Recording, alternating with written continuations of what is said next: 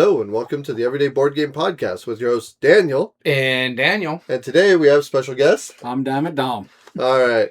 We brought Dom on for a very specific reason. Like with all of our episodes, when something we do that involves Dom, we like to bring him on, talk about his things. And this is the first time that we've ever been to Gen.Con. Yep.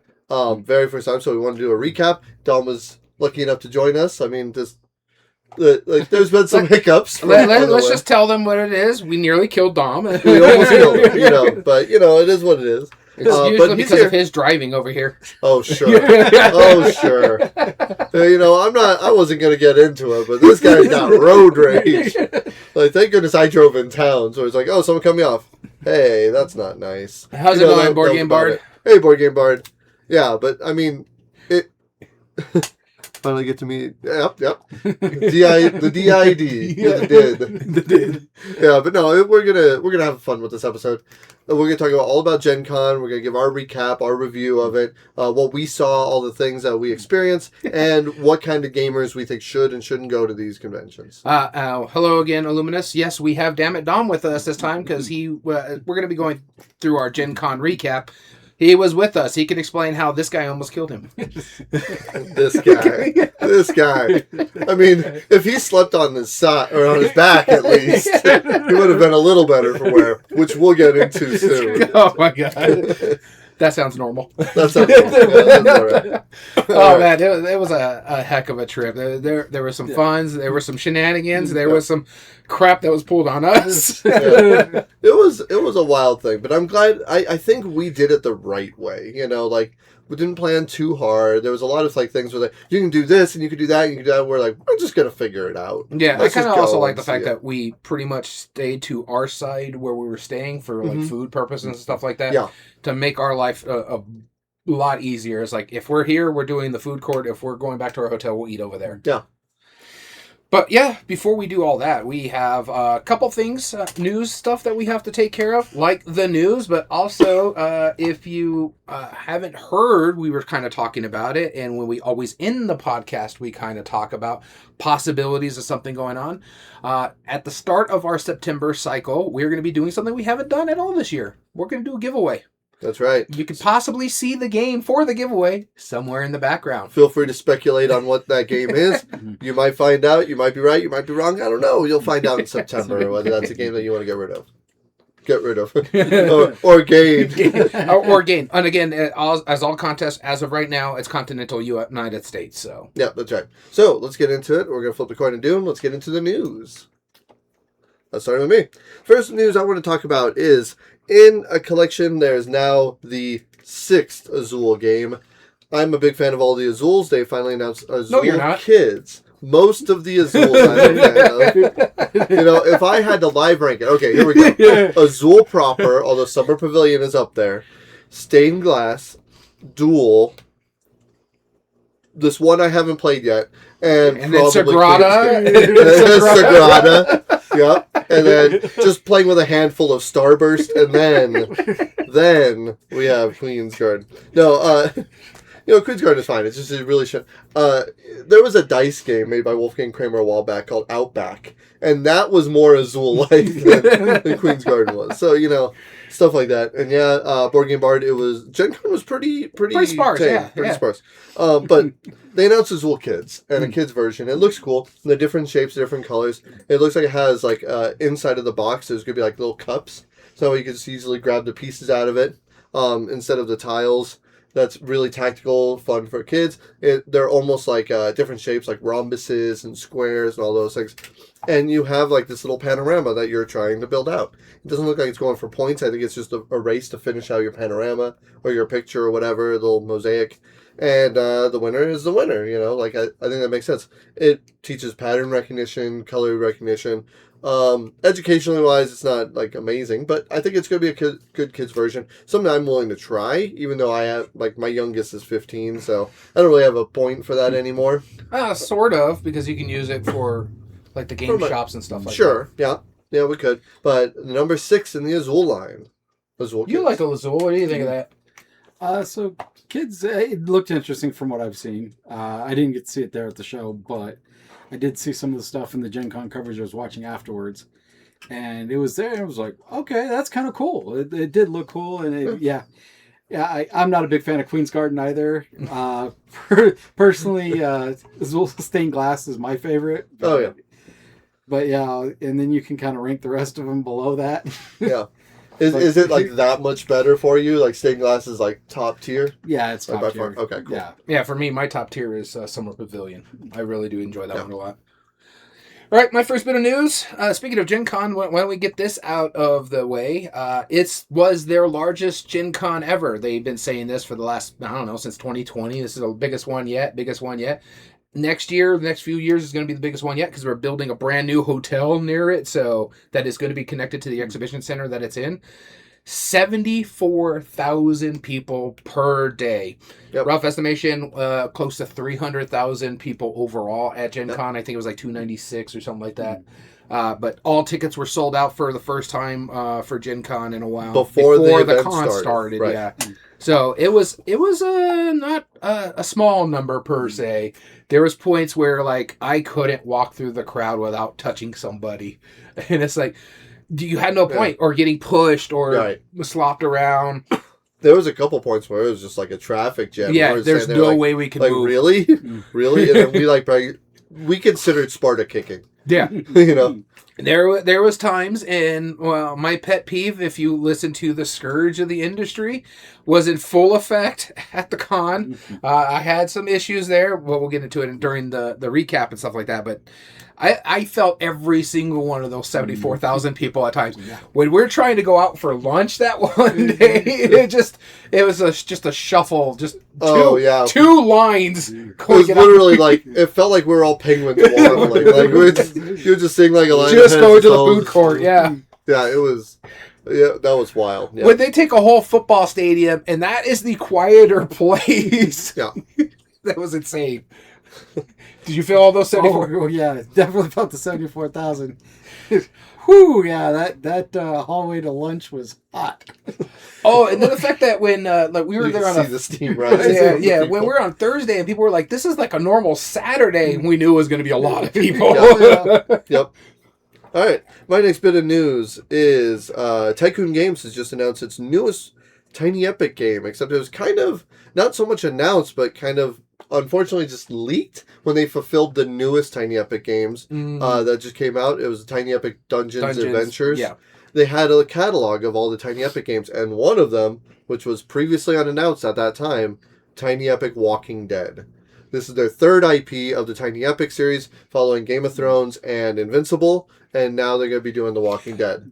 Yeah, my issue with that is, what is it with them going with these little too late IPs? That's what they can afford. Yeah, the Game of Thrones and Invincible. Walking Dead. Invincible is the only one that is not the little too late. But the fact that it is the market is flooded with Invincible. Right. Yeah, market is flooded with Invincible, and then Game of Thrones is having a resurgence with House of Dragons. Yeah, but it should be. But what's Walking Dead got to do with any of these? Walking Dead is done, as far as I know. Well, the show is done, but they also have the newest one that is coming out. That also has. Is it like a new spinoff? Yeah, it's like a new spinoff. What's his name? Dean Morgan, I think. No, okay. Well, either way, yeah, they're coming out with the new one. I'm still going to back it because I have all the Tiny Epics. And they used to have Tiny Epic Zombies, so I don't know if this is going to be a reprint of this or what it's going to be, but I'm curious. So, what do you think? I kind of stopped collecting Tiny Epics a while back, so there's only like one I really want anymore, which is Tiny Epic Galaxies, and other than that, most of them kind of haven't really appealed lately. Just, I have zombies. Do I need Walking Dead? Probably not. Probably not, yeah. Well, I remember when we played zombies, we had a pretty rough experience, and we're pretty sure we got some rules wrong. That's why we're like we'd lost like a turn and a half in. Like it was like something really weird. Ooh. And we're like, Gamehead Geek taught it to us, and I don't think it was his fault or anything. I just think like we misunderstood something, and we just like it wasn't even a chance. Like we just got steamrolled immediately. Mm-hmm. And so I remember that left kind of a bad taste in our mouths. But I mean, some of the recent Tiny Epics, like Tiny Epic Game of Thrones, is honestly really good. I thoroughly enjoy it. I like the action mechanism with the dice. I think it works with the IP really well. It's great components. Like I think it's really clever. I don't care about Invincible because I don't care about superheroes, but I backed it still. And Walking Dead, I have no idea about. So Game of Thrones was actually very surprisingly good. Yeah. I was shocked. Another one that was really surprising for me, and not an IP one, but Vikings. Oh yeah, Vikings was Yeah, cool. Vikings was good. I actually really like Dungeons. Dungeon was That's fun. the only one I haven't played. I do have it. I have everything for Dungeons. I just haven't. It busted has out. such a smart mechanism where you roll the dice and you use any of the numbers, the big numbers, towards your attack, but you can only use a certain number. But any dice you don't use towards the attack, like 2s and 3s and lower numbers, have benefits like you gain energy and heal up by not using them to attack. Okay. It's a really cool balance. It's like, do I want it for the good stuff and the benefits, or do I want it to actually damage this guy? It's your choice. All right, before I get into game announcements that we heard and saw at Gen Con, my last bit of news, major bit of news here that deals with like the boring stuff, because I crunched the numbers here. Asmodee has seen a quarterly net sales rise worldwide over the last quarter. Their sales are still slugging in America, but they were expecting that. In fact, as of this year, from the same time frame, it's down 9.4%. But they are showing a 16% jump in board game revenue worldwide. They even had a 422 million euro increase in sales over the last quarter or something like that. So not insignificant. They're doing really well, especially worldwide. They're staying. They're optimistic about America leveling out and stuff like that. And the fact that they've nearly had a 10% drop in sales. They were expecting it last November, so their numbers are still reaching pretty good. So there's that.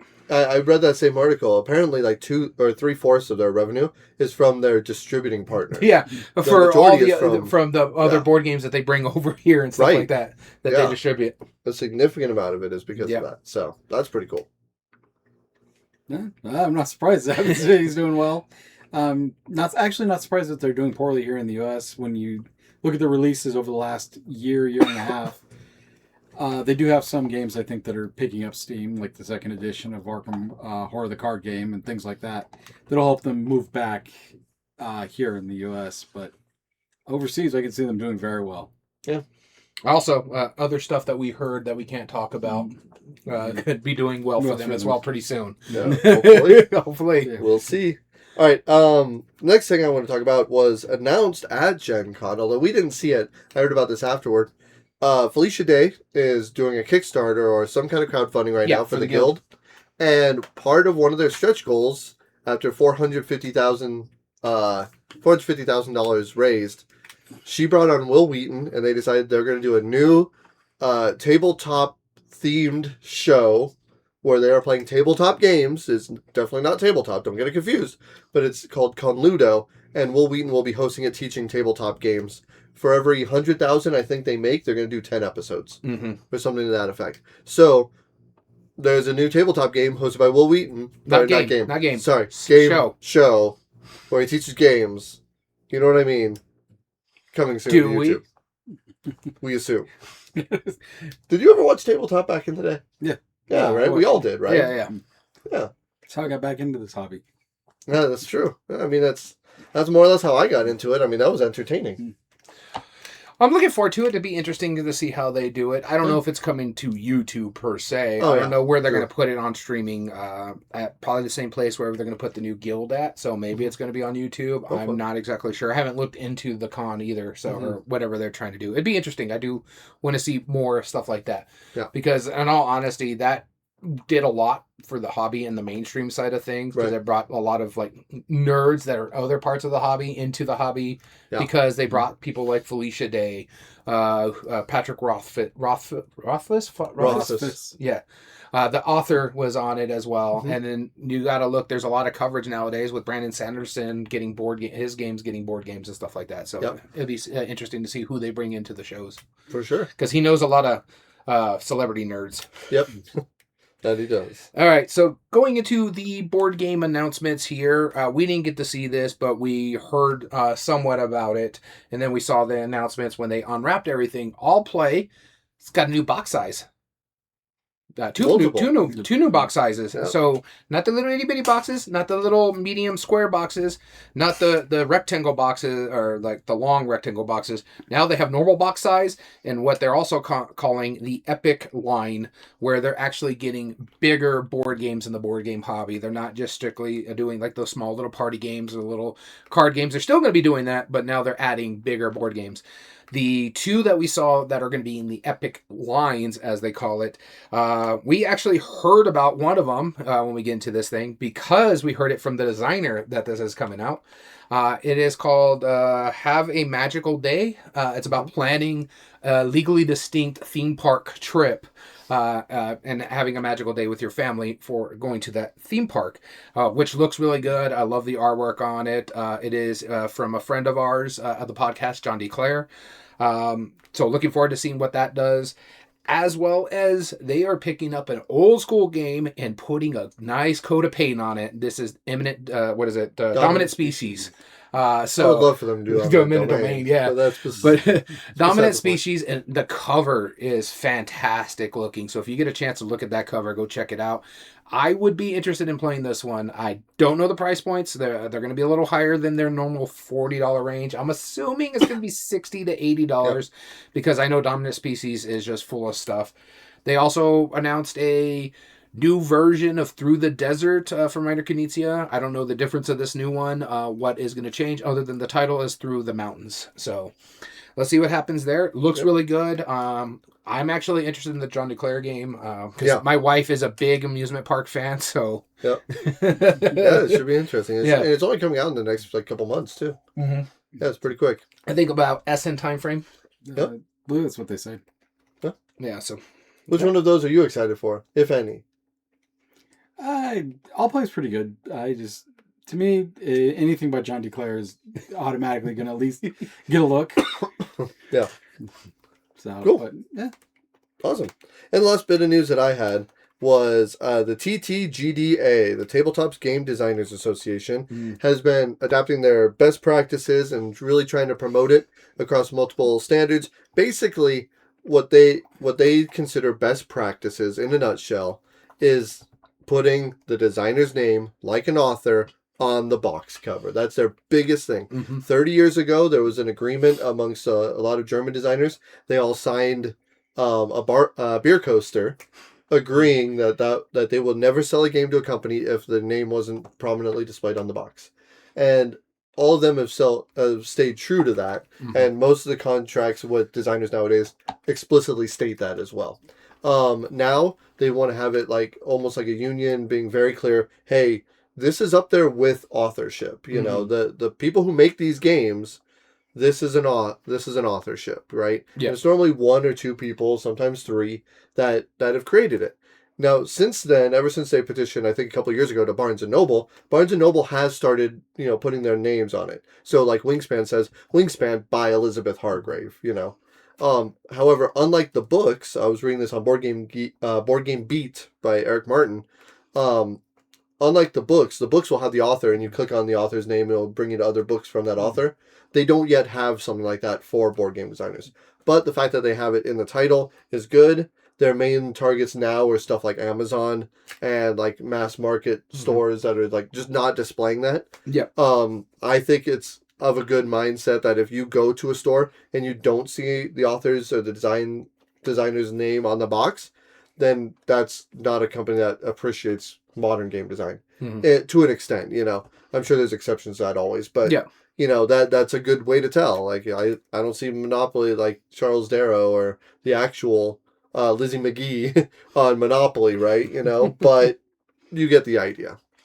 Of course, the designer would fight for this. Well, I mean, I don't disagree with you. The two main people are Jeff Engelstein and Elizabeth Hargrave that are pushing for this. Oh, yeah. And rightfully so, right? I mean, it is. I mean, you put the author's names on the book, and the designer is just as important for the game and stuff like that. Right, exactly. In fact, the old Funko people, they're going backlogged onto all their stuff because they used to just say from Prospero Hall or Funkoverse and stuff like that, and now they're putting the designers' names onto the game, Funko Games or Prospero Hall plus the main designer's name on there. So they needed to do that, and I'm glad they're doing that now as well. So I agree. But it's only available on I mean, granted, there's no way to retroact like printed product, right? Yeah. You can't do that. But now, like, the only way you could do it is by finding out like the full credits on Board Game Geek. Yeah. Right.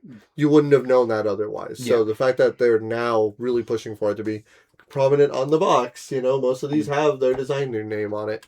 That's important. Yeah, I think it needs to be a standard It for should. the hobby. Yeah. Yeah. All right, my last bit of news is a big announcement that you and me were super excited for. We're both big into the Unmatched series, and they announced not one, not two, but 3 different copies. Not to mention, also Hellboy is now available for pre-order. So there's 3 actual stuff that's coming out. The main ones, okay. Hellboy currently already been announced, but it is currently on pre-order on their website, and I think you can pre-order from stores as well. But the next sets. And these are exciting for me. Their next main base set that they're going to be pushing out, think something along the lines of Battle of Legends Volume 1s, 2, or 3. This is Once Upon a Time. I don't remember everything that was on these ones, but I know Mulan was one of the main characters. So think like Disney fantasy. Mulan, Big Bad Wolf. Was it Big Bad Wolf? Big Bad Wolf. Okay, yeah. And there was another princess, and I don't remember which princess. Yeah, but there's 4 in the yeah. box, yeah. Because we already had Little Red Riding Hood. It's funny that we're gonna get Big Bad Wolf. Was it? It wasn't Cinderella or anything like that, was it? No, I know it was Mulan was the main one, but these are more the historical Hans Christian Andersen kind of stories that you'll see. I think Pinocchio was another one. Yes, Pinocchio was another one. So but it's not. Don't think Disney. It's just called Once Upon a Time because of their fairy tales, but it is along those lines. The stuff that is in the public domain. The other one was, these are just the box sets. The new IP that they got is Slay the Spire. So based on the video game Slay the Spire, which is also a board game now. I've actually played a couple times on the video game. I actually made my run with the warrior, stuff like that. I haven't picked it up again because I go back to Bellatrix. Yeah. But I do like that IP, and I think that it's going to work in Unmatched. Mind you, these are the competitive sets that can integrate into the adventure sets, which are the co-ops. But the last one is their new adventure set. All they've announced is a title on this one. You don't know the characters in there. There is a thought. We have thoughts of who we think the big bad is going to... At least one of them is going to be in it. This is Unmatched Adventures Study in Terror. And because a study in Terra makes us think Cthulhu is going to be one of the big bads in there because public domain. But what are your thoughts on this announcement? Oh, this was a great announcement. I mean, especially considering they made the box, the Once Upon a Time box is a box to get people into it. Mm-hmm. Because they always got asked, what's the best set to start with? And they said, well, we didn't really have an answer. Now we have an answer. So, yeah, looking forward to that. My personal favorite still to this day is Cobble and Fog. I can't wait to see what Study in Terror does because I love those horror type stuff. So it's gonna be fun and I hope to everything for the hobby that they do what they did with the Ninja Turtle set and let us get decks for the monsters in there and take them into the competitive scene or use them to fight. Like, imagine Cthulhu facing Bigfoot or something like that. That would be fun. Or Mothman or something like that. Oh, speaking of that, they just reprinted the Bigfoot and Robin Hood box. Yeah, that just came out. Yeah, so that's the next line. Robin. Oh, and Cobble and Fog, they just bring back into reprints too. Those went into like the Disney vault, into the Unmatched vaults for a little bit, so they're bringing those ones back. But yeah, that's my last bit of news. Cool. Well, let's get into today's episode then. Sounds good to me. Gen Con was a trip, let me tell you. Yeah. It was a trip. This was the very first time we had ever gone. Now, we are no strangers to conventions. Yeah. We brought...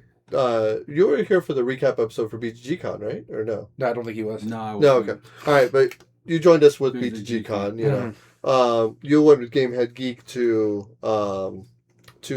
Dice Tower West, yeah. And all 3 of us have been to G.A.M.E.R. Multiple times. Multiple times. Yeah, multiple times. So we'll talk about the different differences in conventions on a later episode, but this was our first time. And we knew that this was the biggest one in the United States, which is where we're from. Mm-hmm. The 3rd largest board game convention in the world, largest one being Essen, and the 2nd largest, I don't know.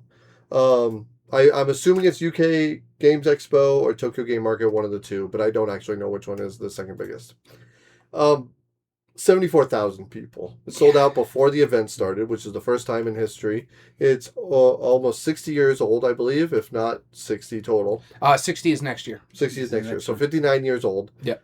Our first time ever going. Mm-hmm. We kind of knew what to expect. We weren't expecting that. We didn't know what to expect. Yeah. We weren't expecting it. So we'll talk about all the details, all that stuff. So, of course, if while you're listening to our recap, if you have any questions, post it down in the chat if you're listening to us live. Otherwise, post in the comments and we'll answer it when we can. Yeah. Let's start off chronologically. All right. We left on a Tuesday. At the Right crack, in the right before the dawn. We were before the sun. Because, and we could have left earlier, but we chose to leave at 5 o'clock for one simple reason. We need to get this advertisement because we go to there a lot. Yeah, they should sponsor us. We went to Dutch Bros Coffee, and we got our 5 a.m. Caffeinated beverage, so we can get started on the road. Because between here and where we were going, it wasn't until we got to that city did we have another Dutch Bros opportunity. Yeah. So I'm pretty sure there's not one in Amarillo. I think there might be, but I'm not there might sure. Be. But even if there is, that would have been like at least 6 hours on the road. Yeah. Which is... Mind you, the first day we made it our longest trip. We went all the way to Tulsa, which was about 12 and a half hours drive for us. And it was a fine drive. I didn't mind the drive. There was times where we played a crap ton of Hitster. And in fact, we three days worth of Hitster. We played a lot of Hitster like on the way. But, I mean, we had to, because some of our scores were pretty bad for us. No, the first couple days we were fine. Yes. It was towards the end where it was like, we're kind of like, I think this is Barbie Girl. Dude, this is like Fur Elise from Beethoven. Like, what are you talking about, right? You know? Yeah, so it was a bit of a drive. We got there pretty decent time, though. It was still daytime when we got there. We stayed in outside Tulsa called Jenks, Oklahoma. Yep. And that should have been the name of Tulsa because those roads were janky as bad. They were pretty questionable. That was very questionable, to say the least. I mean, but, you know, we're fairly used. Like, it was lovely in New Mexico. Most of New Mexico didn't have any construction, except for a little bit outside on 54, but you're already going slow anyway. Following along, yeah. Amarillo was Don't nice get me and wrong. empty, you know, whatever. I-40 sucked on the eastern side of New Mexico, especially when we were coming back. Yes, it was pretty bad. But then that's when we hit all the construction. But when we got there, Tulsa, the hotel we stayed at, it was we stayed at nothing but Candlewood. Candlewood Suites, yeah. That was a lovely hotel. Although it was like, we were across the street weird. from... I guess it was a guns and ammo store, and I'm saying I guess because I'm still not certain. You guys are sure of it. It said guns on the front. Sure. No, on the other side. It didn't say it on the front. It just said freedom, family, and religion or something like that. And I was like, what is this? Is this like a mini church? Or like because it was not obvious, you know? And it's like, you know, you go around maybe to the side and it might have like a giant billboard like, get your guns here. But I don't know because I couldn't tell that from the front. All I knew was the word freedom, and I was like, okay, I know what freedom means, but, like, what do they sell, though? They selling you your freedom? I don't know what that is. Well, what's even weirder about that one, too, is, like, it was attached to, like, it was almost like an apartment complex, because it was attached to, like, businesses right to the left and right of it, but it also had control over, like, the top floors, because there was a whole restaurant bar all the way down to the other end of the thing where we went in. So you're talking about the hotel, right? Yeah, the hotel. Which, by the way, the Freedom place wasn't connected to it physically, but yeah, they were trying to do like that that townsfolk kind of style where the bottom level of all of the buildings are the storefronts and then the top floor is the residential. Yeah, but it was a hotel in a very kind of out there area. Yeah, it was off the interstate. So. Yeah, it was a nice hotel though. Yeah, I'll give it that. But then we went to see a baseball game. Hence why I wore this hat. Yeah, we were a little disappointed that we couldn't see basketball. We were going to go see the Indiana Fever, right? Yeah. But found out it wasn't there, so we're like, all right, let's go see baseball instead. There's a minor league game. Yeah, let's go check it out. Woo! Don't get me wrong. The game was fine. It was great. We had a blast. It was fun. But we were sitting in a heat dome. It was like 90-something degrees with 90-something humidity. No airflow. No fans. No fans, nothing. It was hot. Yeah. It was... I've never felt so humidly still air. And like, it was just... this awkward, uncomfortable warmth. You were sitting there, no motion. Like somebody would walk by you, normally you'd feel a draft. Nope, somehow absorbed it. Like it was like the people walking by was just a sponge absorbing the air. When the mascot came by our seats, and you're like, yeah, I'm like, get this thing away from me. It is so hot right now. I don't need a blanket standing right next to me. yeah. It was really, really uncomfortable, but the game itself was fun. And it was actually relatively cheap. We went on a special day, so all the tickets were $10 a piece. We were right on the first base line, like, 7 rows up? It was like, right up there. Yeah. The food was cheap. Yeah. Not great, but cheap. It wasn't great.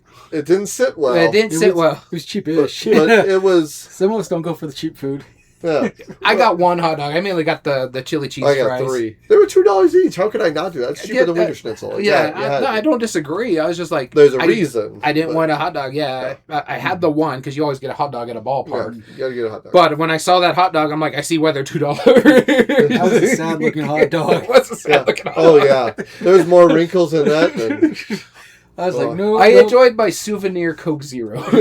Souvenir Coke Zero. Yeah, that's right. Got my new hat there. So I didn't wear it at all. This is the first time I actually wore it because I don't wear my hats until I spray them. Yeah. My spray was at home, so it just sat in my suitcase. And one thing I really liked about Tulsa, I really liked their focus on like the arts around there. Like there was this hallway or like this overpass that we walked under, or a bridge or whatever, that had a bunch of doors, and it had a bunch of prominent people from the area and why they were important, and it was just overall really cool. I was impressed by like their willingness to make that art thing. Something I didn't see in Oklahoma City, by the way, at all. I'm not saying that they don't have it. We didn't stay in Oklahoma City proper, so that's true. But the whole area we stayed in, that was just, I don't know, it wasn't great. You're the one that went exploring, but we're getting ahead of ourselves. Yeah, we'll talk about that in a bit. But yeah, Tulsa was fun. I did enjoy the game. Funniest story enough, we went there right before the Major League Baseball trade deadline. Yeah.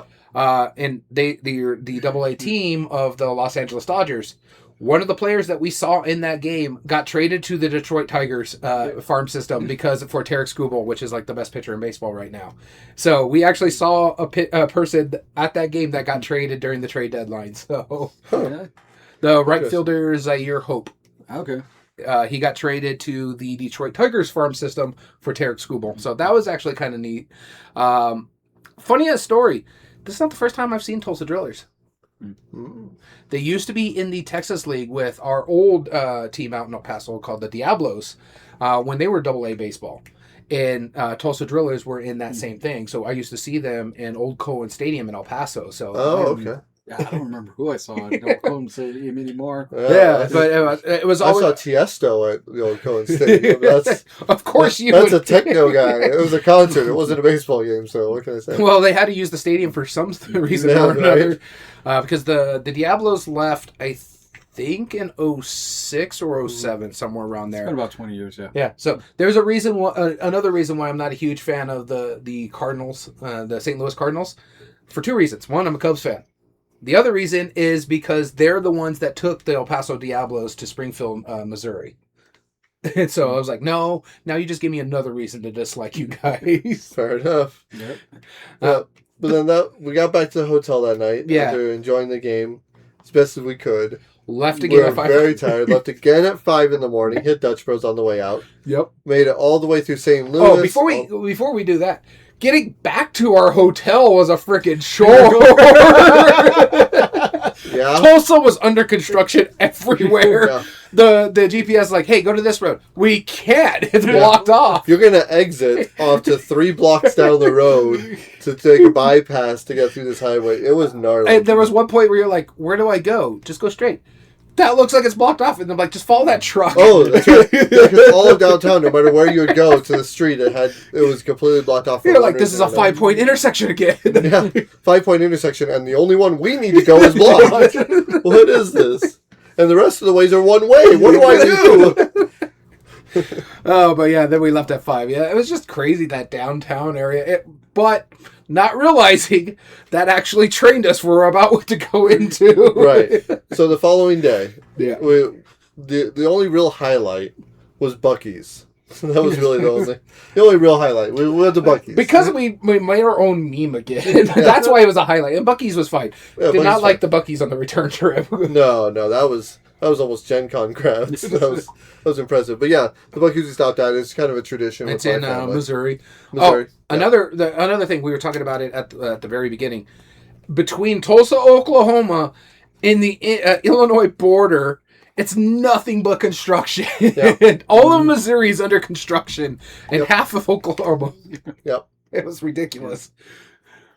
But Buc-ee's was fun. Mm-hmm. You bought jerky. I ended up getting like some brisket burritos. That's when we were making like jokes where you were saucing my burritos because I was at that point, it was my driving turn, and so I was trying to eat my burrito, but I was like, "There's barbecue sauce, put it on my burrito, man." Sauce me, man. And it's like, I Give don't me a want to solid sauce. I mean, I could have taken care of it myself, but we were also in your wife's car, so I didn't want to spill barbecue sauce. So if you spill barbecue sauce, it's not my fault. Here I am doing a His kind wife's gesture. new car. Yeah, new car. Yep. So like, if he did it, it's not my fault. No, it is what it is.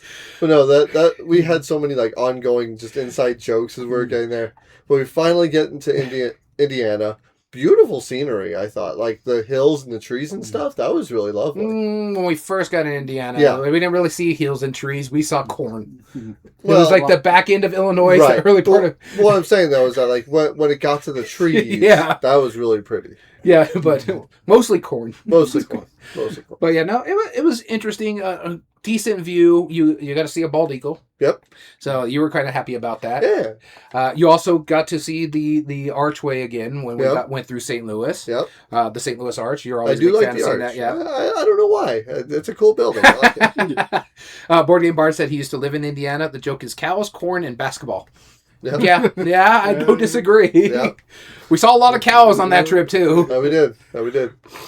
But then when we finally got to Indianapolis, we stayed about 30 minutes away from the convention 20. center. It was 20. 30 because of construction. Yeah. So we stayed 30 minutes away. Actually, it wasn't that bad when we found a good route to go. Yeah, we ended up finding a good route. But after driving through all the construction to get to the hotel, and the hotel being pretty much full because of the people working on the roads. Yes. That was the gnarly part. Here was the worst part about the whole trip. We walk in, and we're about to get the bags out, and we're just hanging out. Daniel's checking in. He booked the hotel rooms, and he was like, all right, well, I got you for a queen bed and a twin suite. And she was like, each of those has one bed. He was like, okay, wait, what? Wait, huh? And I overheard it. I was like... I got you... You heard the twin suite part of it, too. Yeah, I was like... Yeah, you were like, you have a queen suite and a twin suite. It was like, yeah, but one... Online it says 2 beds. She was like, no, we don't have 2 beds here. It's like, but what do you mean you don't have 2 bedrooms? Like, there's no rooms with 2 beds. I literally booked a double suite and a queen suite. Apparently, they're the same thing on that one. I was like, what? That doesn't make sense. Why do you have it as a double suite? Right. Yeah. Doesn't make any sense. So then it became your joke was like, well, I promised you a room. I didn't promise you a bed. And me and this guy shared. And so, which I got to give props to Dom. He was kind enough to take the recliner. I could have, but, I appreciate your sacrifice. And stuff to do, I had pitches the next day, but I do appreciate the effort for that, and I'm very much thankful for you. Although I did try to lose his deposit because I was considering stealing the patio bed from the pool because our room was literally across the hallway. Pool, yeah. I was like, we could just pull it in there. I'll just sleep on the pool bed. Wouldn't be that bad. I've slept on worse things, but. Yeah, no, it was just insane. And what's dumb too is that the recliner didn't go that far off either, or far back either. Whereas when we get to another hotel room, the recliner was like perfect to sleep in. Yeah. I was like, come on, guys. Yeah. And I was on the second floor. You guys were on the first floor. When I got up to the second floor, I felt like I never left southern New Mexico. I could smell someone making tacos on there. All I heard was Spanish. I'm like, I'm home. And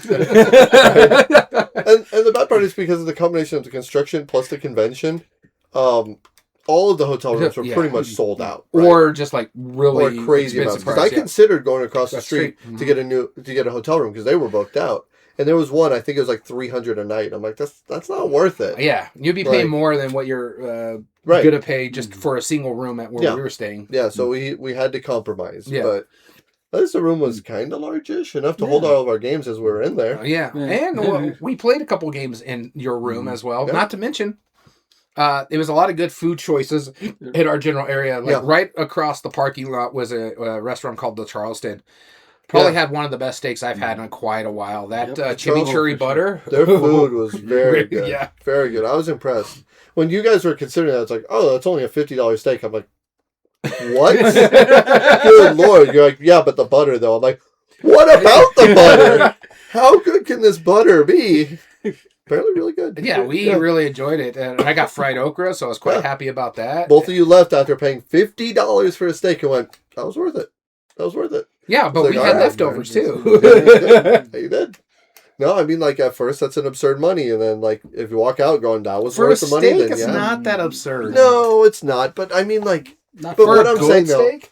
is the fact that, like, I was impressed that you both walked out and were like, totally worth the money. Totally. Oh, yeah. Oh, I was like, that's it's good. the cut. It's all kinds of stuff. Like Yeah, it when was you a go to bone-in New York strip steakhouse- for everybody. Yeah. When you go to a steakhouse, like, I mean, here we don't have an actual steakhouse. No, not really. Double Eagle is probably the The closest. closest, yeah, but I mean, when you go to a real steakhouse, it's like $50 is the floor. Yeah, that's usually a sirloin at a steakhouse. But yeah, it was good. That chimichurri butter is always good. Yeah. Yeah, I agree, Bargain Bard. He is a diva. Wait till you hear the rest of the story. No, but then when we went to the Charleston, right, we played Wingspan Pocket, yep. Yeah, which was the first game of the trip, not including Hitster. The first one while While we were there. in Indiana, yeah. Wingspan Pocket. We What'd played you guys 2 rounds at the dinner table and finished the game at the... Because they were actually pretty quick with the food, too. Yeah. So that was quite impressive as well. What'd you guys think of the game? I like it. It's a good Wingspan... that's a good way to introduce people to Wingspan. Yeah. Very good way, yeah. Because it was literally 30 minutes Yeah. if you take the 2-hour wait in between. But yeah, it was pretty... As long as you quick. listen to the rules. Well, no, I mean, I got it like after like turn 3. I was like, wait a minute, that's a thing you could do? Yeah. So you activate every bird after every turn. I thought it was only when you play a bird you activate every bird. No, it's I was every like, okay, turn. so then I'm only going to activate this one 6 times. Okay, cool, Yeah. whatever. Yeah. But that's what I thought. But now it makes more sense. But either way, like, I mean, I got into it, like, I didn't, like, have that far behind. I think No, it was, it like, was all that fairly was- close. It was Yeah. it was good. He triggered the end game because he got a 6th bird out. Yeah. I was about to get my 6th bird out, so it was either him or me. But no, I enjoyed it. I think it's good. I still personally prefer regular Wingspan. Sure. But this is a good one. Like, take on a trip or something like that and play Wingspan while you're sitting at a dinner table or something like that. It's fairly innocuous. Yep. All right. And then the next day, we finally fell asleep.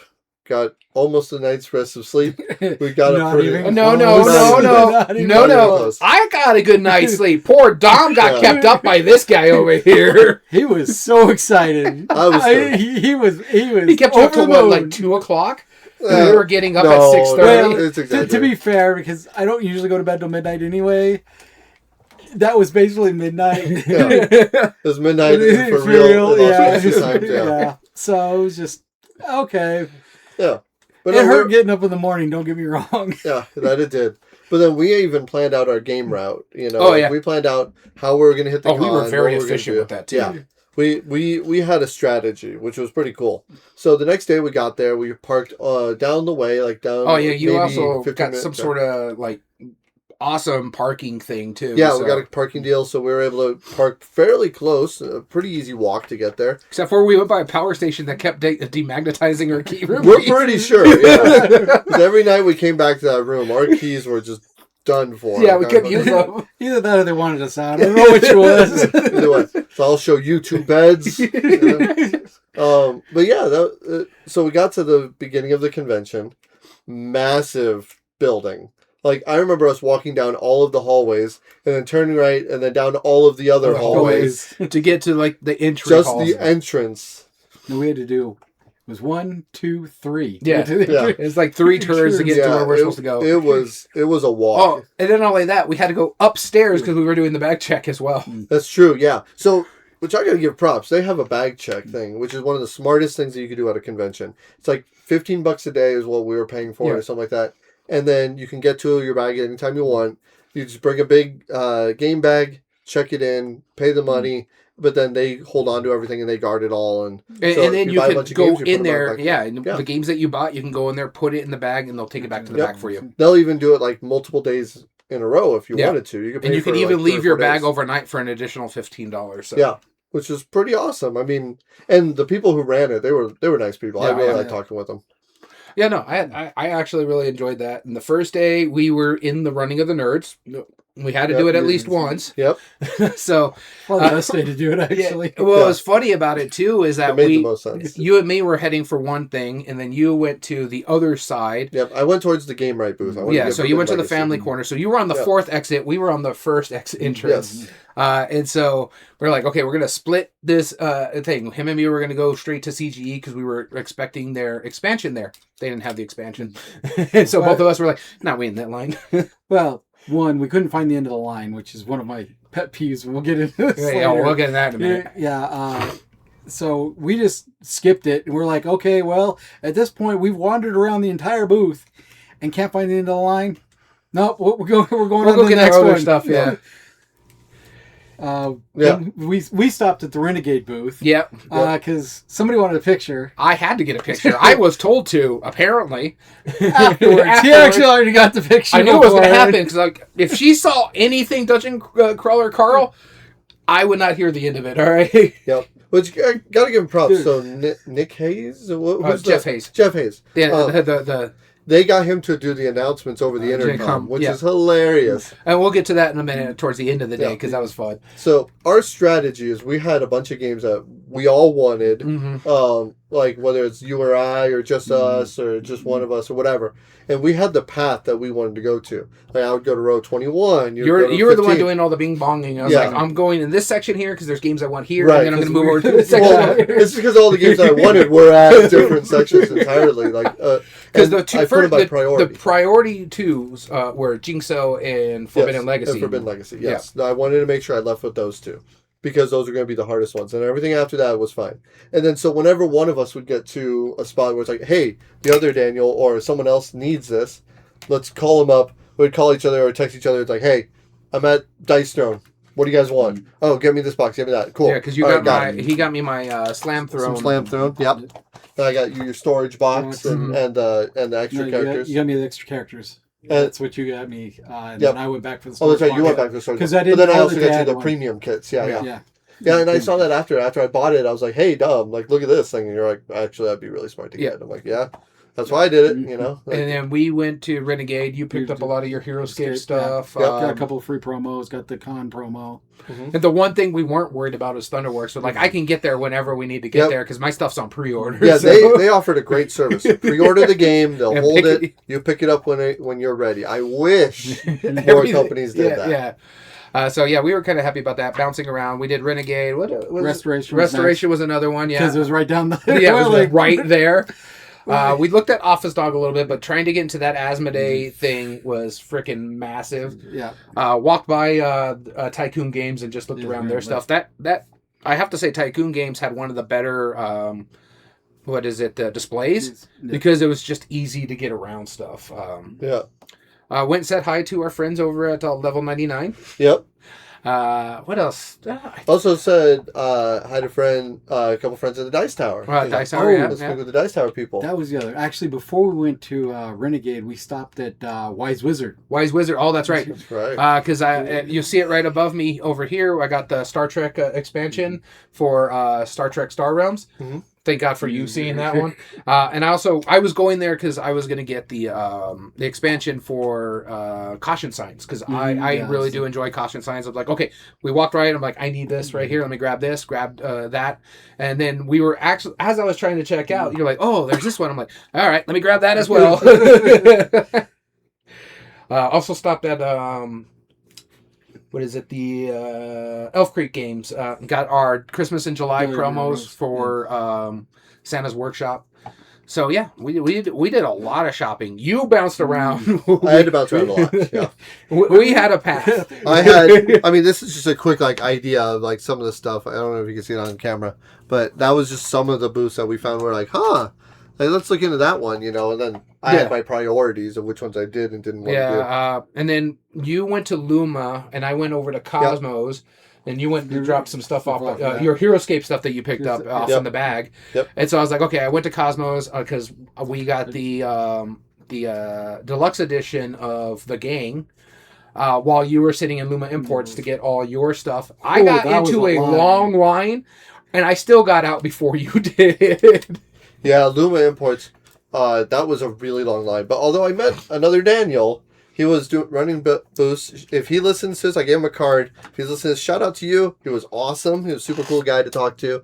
I mean, there was no demos going on at the time, not because he didn't want to, but because everyone was just weaving in and out of the tables, waiting to get Compile Main 3. Mm-hmm. And because they had a promo kit, which, oh my gosh, those promo cards for the event kit. Yeah.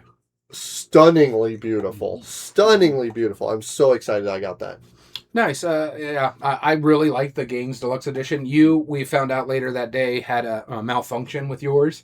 You're missing a whole alarm system. Yep. So it should be getting today, I think. Yeah, or so something. they were really good about it. And we talked to them again on Saturday. They were like, oh, come back to us on Saturday. We'll just swap it out. And you're like, it's fine. I'll just send an email. But props to Cosmos. Yeah. They were really genuinely awesome about that. Yeah. I ended up declining because I'm like, I can wait to play the game. I have the base game. Yeah. I don't need the deluxe one right now.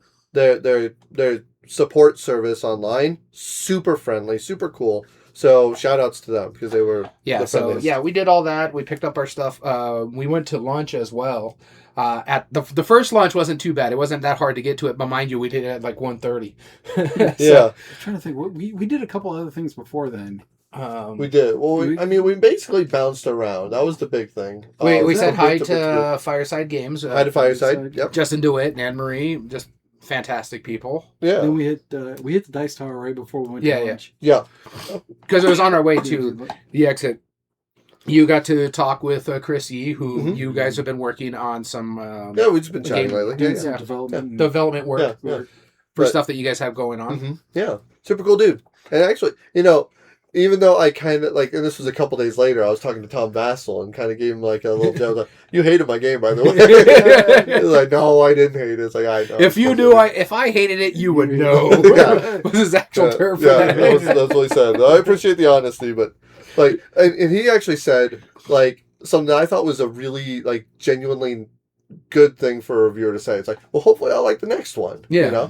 It's like, or I'll probably like the next one. Yeah. It's like, that's a cool thing for a reviewer to say. Yeah. I was like, I can appreciate that. Maybe he was just saying it to be nice, but I wasn't trying to actually dig at him, but it was like, Well, it's because you were saying up there, he was like, I wanted to say thank you to Z and Mike for reviewing my game. My solo game. He's like, oh yeah, what game? And you're like, oh, this, and you reviewed one of my other games and you hated it, and that's when he did the whole. He's like, which one is that? And the only reason I brought it up is because it was very recent. He posted the video for it the day before or something like that. Well, it's because he did it in a long set form, and then he individually cuts. Yep. So it was like right before we get up there, I'm like, oh man, he's just digging that knife in. It was pretty funny, genuinely. But it's all good. They're all the Dice Tower people we talked to. Super friendly dudes. I kind of find it funny if you've watched the videos afterwards where he's cursing Gen Con. What he called them, the thieving poachers, because Camilla Clayhorn is leaving the Dice Tower. Because I was like, yeah, that's funny. Yeah, exactly. No, overall, it was that first day. It was incredibly tiring. The food trucks that we went out to, they were good. What do we have on the food truck? We had the mac and cheese one. Yeah, the mac and cheese bowl. Barbecue one. Yeah, the barbecue mac and cheese bowl. Wasn't bad. The chicken was a little dry. Yeah, but wasn't too bad. Come to find out, when you had to go do your pitch. Yeah, I was meeting with a publisher. We were sitting. It was fine. We were in the shade. We were sitting on the curb. Little did we know, after you went to go do your pitch, we went, let's go check out Lucas Oil Stadium where the Colts play. Did not realize we could have sat in there for lunch. And that thing was like, oh my God, it was so nice in there. So cool. Dragging your stuff around was freaking heavy because you ended up having to buy another all-play bag. Yeah, that was the second day I did that. No, you did was it the all-play bag you did the first day? You did the first day. Yeah, because you brought it the second day. Yeah, you brought it the second day. You bought it on the first day because I had to drag it around. We had to go find the elevators to get to Lucas Oil Stadium. So I'm like, I'm not dragging it down those little stairs because it was already full. Fair enough. So we also saw the all play booth that we really liked. That was really cool. But the food was fine. Lucas Oil Stadium was really neat. We actually went and walked the floor and just saw all the tables there. What else did we see there? The RPG stuff was there.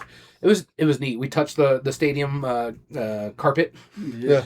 Because that's really what it felt like. It was carpet. It was like the turf. When they get tackled, they get rug burn. Yeah, pretty much. Yeah. It was just weird. Yeah, it was like you step on, and you're like, I understand now why players don't like this. Yeah.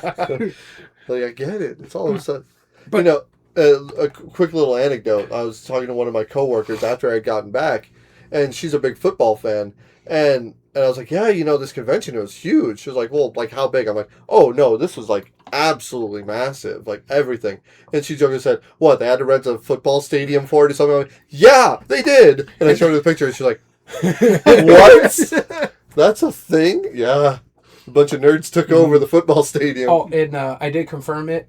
Peyton Manning's jersey is retired. It was behind the screen. It was behind the screen? Yeah. Oh, okay, yeah. I figured it was. Because we were watching while we had one lunch, I think it was like Saturday or Sunday, we were looking at the Ring of Honor around there. And we're like, why is Peyton Manning not up here? And you got the dude that played 4 years with you guys retired over here, who had better careers with the LA Rams or the St. Louis Rams. Right. So what else did we do afterward, right? After that, we did a little bit more shopping, did a little more schmoozing. We did most of our schmoozing on Saturday, but we did a little more schmoozing. We didn't make it all the way through the floor. In fact, it took us 3 days to finish the haul because we kept getting stopped and stuff like that. But we did go to Thunderworks and pick up our stuff. Keith and Claire Mateka. Oh, fantastic people. Awesome people. I love them. That's what we did afterwards. We went straight over to Thunderworks afterwards when you joined back up with us. That's where you met us. And I know at one point, too, we made our way over to Sea-Cow Games that first day as well. And met Matthew, the owner of that, the designer of Flock Together. Yeah. Lovely dude. They had chicken bags. Chicken bags were so good. Like, he had the best spiel for that. It was like, it comes with 2 properly workable fan wings. If you get hot, you just fan yourself off with it, and unlimited high fives. And then he says, like, it's like all this stuff. Like it holds not only a standard game of Flock Together, like he's pulling stuff out of it. He had the spiel down so well, it was entertaining to watch it. And then we couldn't even get into Artist Gallery. It was so crowded in there. So you and me wanted to go look at prints and stuff like that. We saw the little bit of one when we were walking under to the stadium. Yes. But we could not get to the main one because it was so crowded. And one of the things is, like, we found out later, they were giving these coupon books that they would do at, like, Gamma and all those things, right? We were used to the coupon books, but I guess they wanted to do that. And a lot of them for small promotions, but it was enough where, like, if they run out, they run out, and you had to run to those booths, and that was making some massive lines. Well, I think people loved it. I think it made it quite a headache for us, because I remember hearing like people's promotions for it. It's like, oh, well, you get like a $5 pin if you buy like $50. Yeah, like, or you get this coupon and stuff like that. Yeah. They also had this thing that I thought was cool too. They were doing like pin trading and stuff like that, where you go to different areas and buy a specifically exclusive pin thing, right? And then you get tickets on those pins, and you show them to a person that's running that, and you get another very exclusive pin. It's like you have to have these pins though to do that. Yeah. And I was like, I like pins. I enjoy the mess out of them. But yeah, I'm not doing that. I finally ended up buying pins on the last day, which we'll get to here in a little bit. But yeah, it was actually really busy, and I wasn't expecting us to spend all day and not see the whole floor by then. Yeah, we didn't even see like a third of it. Yeah, we missed we finished like out the 2000s, and there was still a whole. That was the end of the second day. No, we got through 3/4 of it. Yeah. Well, we went around so chaotically. That's the thing. Like we saw parts of it, but we didn't actually take the time to do it. We walked through a lot. We walked around. Yeah. Man, you guys of it ran through it then. Yeah, because we got to 2000. Yeah, so we were like, okay, this is our shopping day, so let's look around, see if there's anything we really want. And so there was a couple things I ended up picking up there. A couple things I forgot about that I had to pick up on the second day. Hint, hint, giveaway, which we'll get to in a little bit. But yeah, we walked. Like I said, I think we ended about 2000. It was right around Peacock Games or something like that. No, it was closer to 24 because we ended up at Thunderworks and they were in the 24s. Yeah, but I think we missed like 22 and 23. We didn't go down those aisles. We just went to Thunderworks because we were getting antsy and ready to go rest and stuff like that. because we were getting tired. We averaged 20,000 steps a day. Yeah. It was a lot. Yeah. And then afterwards, like it wasn't it for the night. We ended up going to the Dice Tower Awards. Yes, we did the Dice Tower Awards on the Thursday, Mhm. which was fantastic. Once they get the video up, I don't know if they have it up yet. I know they're still No. waiting on trying to get the feed and stuff like that. Yep. The skits that they did were Yeah. by far some of the funniest skits they've ever done. Yes. We thought one was over, and it hadn't even It kept going. going. Oh man, that was so good. It's a lawyer thing. It was fantastically funny. Yeah. Oh man, we had a blast with the Dice Tower Awards. Tom Vassell propped me on my hat because I wore my brightest hat that day. He's like, Yep. I don't even know the team. I love that hat. Yeah. Yeah, the sad It's a part bright yellow. is Daniel is big. We could not find him half the time. I had a floor. It was brighter than this, like that yellow that I have on the clipboard. It was, created its own light. yeah, yeah. It was there were a couple- bioluminescent. It was a couple neon times we yellow. lost him, and we're like, "Where'd he go?" I looked for the highlighter. But still. Still, All 3 days, I wore blue and yellow. I wore a blue shirt with a yellow hat. We even did wear on our second day, on Friday, we wore our podcast shirts. Yeah. But yeah, that yellow hat was so bright that even though you guys couldn't see me, but there's just a lot of people there too. Yeah. By the way, I get it. I like the book series, Dungeon Crawler Carl. I think it's fantastic. Do not go barefoot to a con. That is disgusting. Yeah. that is just asking for broken toes. There was one sign that you saw that you pointed out to us that was hilarious. Oh yeah. Was it if you could afford a ticket to the con, you could afford deodorant? Yes. So please wash up. But please, yeah, that it was full circle.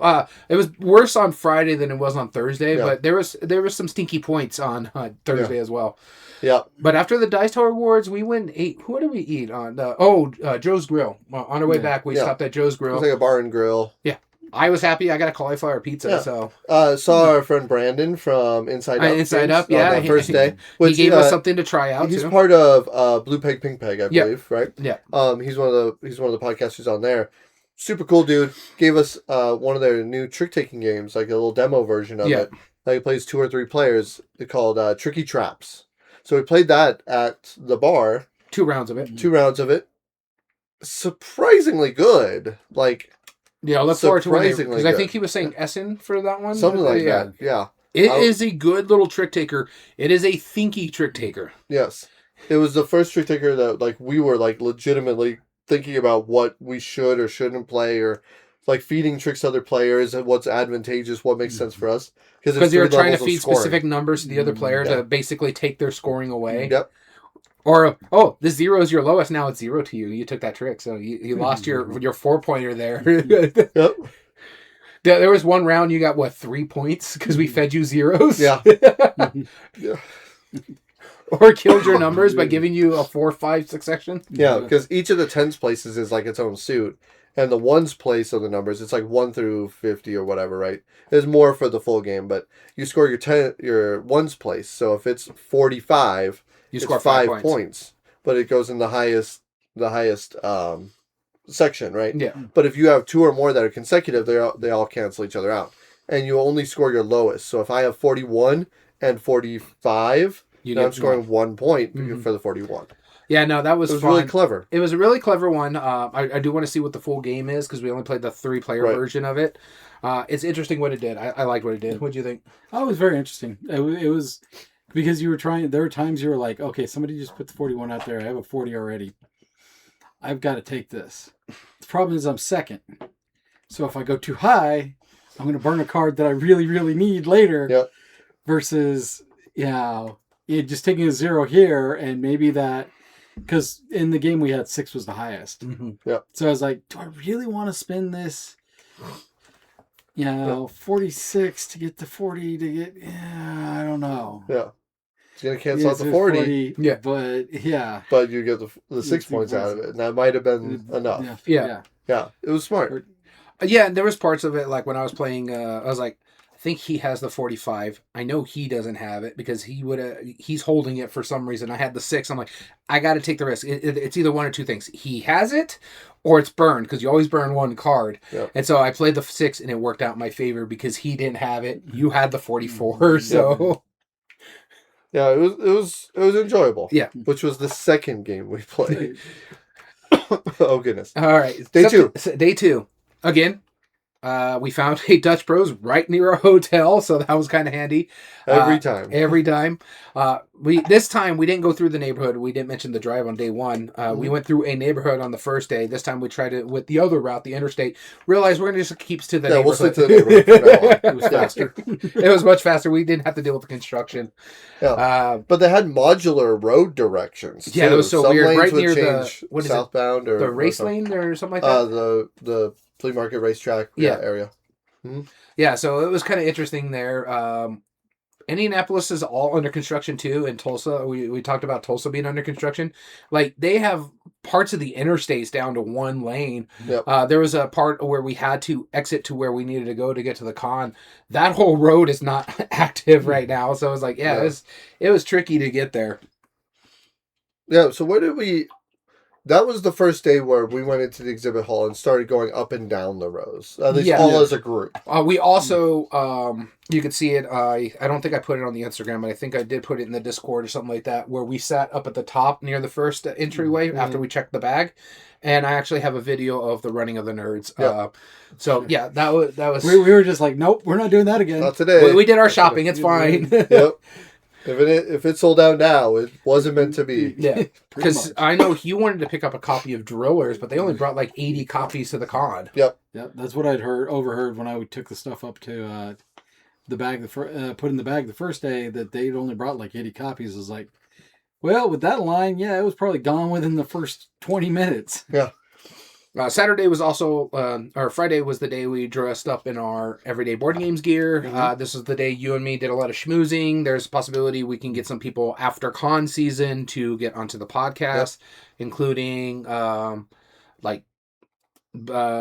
from Inside Up. We might bring back Kurt Covert. Don't worry, it's going to be a shorter episode if we do bring him back. Yep. But he's lovely to talk to. And he announced a new game from Smirk and Dagger, the new of the This Game is Killer series. Oh, yeah, the 2. The Blood in the Water. Mm-hmm. Well, the second one came out. Apparently, he had already announced it. But the third one. The third one, yeah. Because there was the 2 that I knew of. There was now there's a Five Nights at Freddy one. And then they announced the Jaws one. Jaws one, yeah. What is it? The sharks with laser beams or something like that? Yeah, pretty much. That was an interesting one. Just walking around, schmoozing people. You kept going back to who is it? Flying Frogs, and you kept looking at Shadows over Brimstone. We'll get to that in a little bit. Yep. So I mean, we went up and down. One of the booths I wanted to see was Panda Cult Games, because I did a Kickstarter from them a few years back, and then they did their second. This is the first one. This is the first time we did the 100 row, because there wasn't really anything that we wanted down there except for your Panda Cult. I ran into Midnight Syndicate, so I ended up coming home with a record as well as board games. Yeah. And that's where we played our third game of the con, Grindhouse. From Epic Games, I think is what their name is. Everything Epic. Everything Epic. Yep. I enjoyed it. Yeah. I hated the price. Yeah. I mean, I just have to be honest. Like, $80 for that game was that's $10 per player. Yeah, it is. It's rough. Well, for us, it was $20 per player. Or no, 80. Yeah. So it was more than it's like almost 30. 25 for us. Yeah, 25. But like, and that's like each player's board just has like a board and then like some tokens on it, and then you had a good deck of cards. But like, it was a fun horror themed game, but for that kind of price point, it was a little rough for me. Yeah. I enjoyed it. I like, if I find a copy in the wild for a relatively decent price, I'd probably pick it up. I did enjoy it. It was like a fun storytelling. It's a little fun storytelling, a little dice chucking, kind of smack your friends around. Yeah. Or try to. And then things will backfire on you. You're losing limbs left and right, kind of thing. Yeah. You're trying to work together, but not. So. Although there is one component I neglected to say: the bloody dice. Those are fantastic. Those were fantastic looking. But then we made our way all the way through the 100. Saw Looney Labs. We tried a quick little demo of like the little tiling one, the 7 Islands or whatever. What do you mean we? I did. You did the thing. That's when I went back and picked up the record. That's when you bought the record. That's right. Yep. But yeah, I mean, like overall, we did way less shopping that time around. We just kind of meandered in and out, went all the way up to level row 20. Well, I mean, the next place was the Dice Tower, and Yep. the magician here got to. I got to touch two of Brian magicians. Drake and Joey Evans. You know, the lovely Get some people. ideas for a game that he has kind of planned. So. So that was kind of cool. They actually sent you to a couple places to try to... Yeah. The game that you were pitching to Asmodee, you were also going to try to pitch elsewhere. And you explained it to them. They're like, go to these people. Go to these, go to them, go to them. Yeah. So yeah, that was kind of interesting. Was it on Friday? I thought that was the Saturday. That was Friday. No, it was Saturday because when that happened, that's when we got. That's when the thing happened, which we'll get to in a bit. Yeah.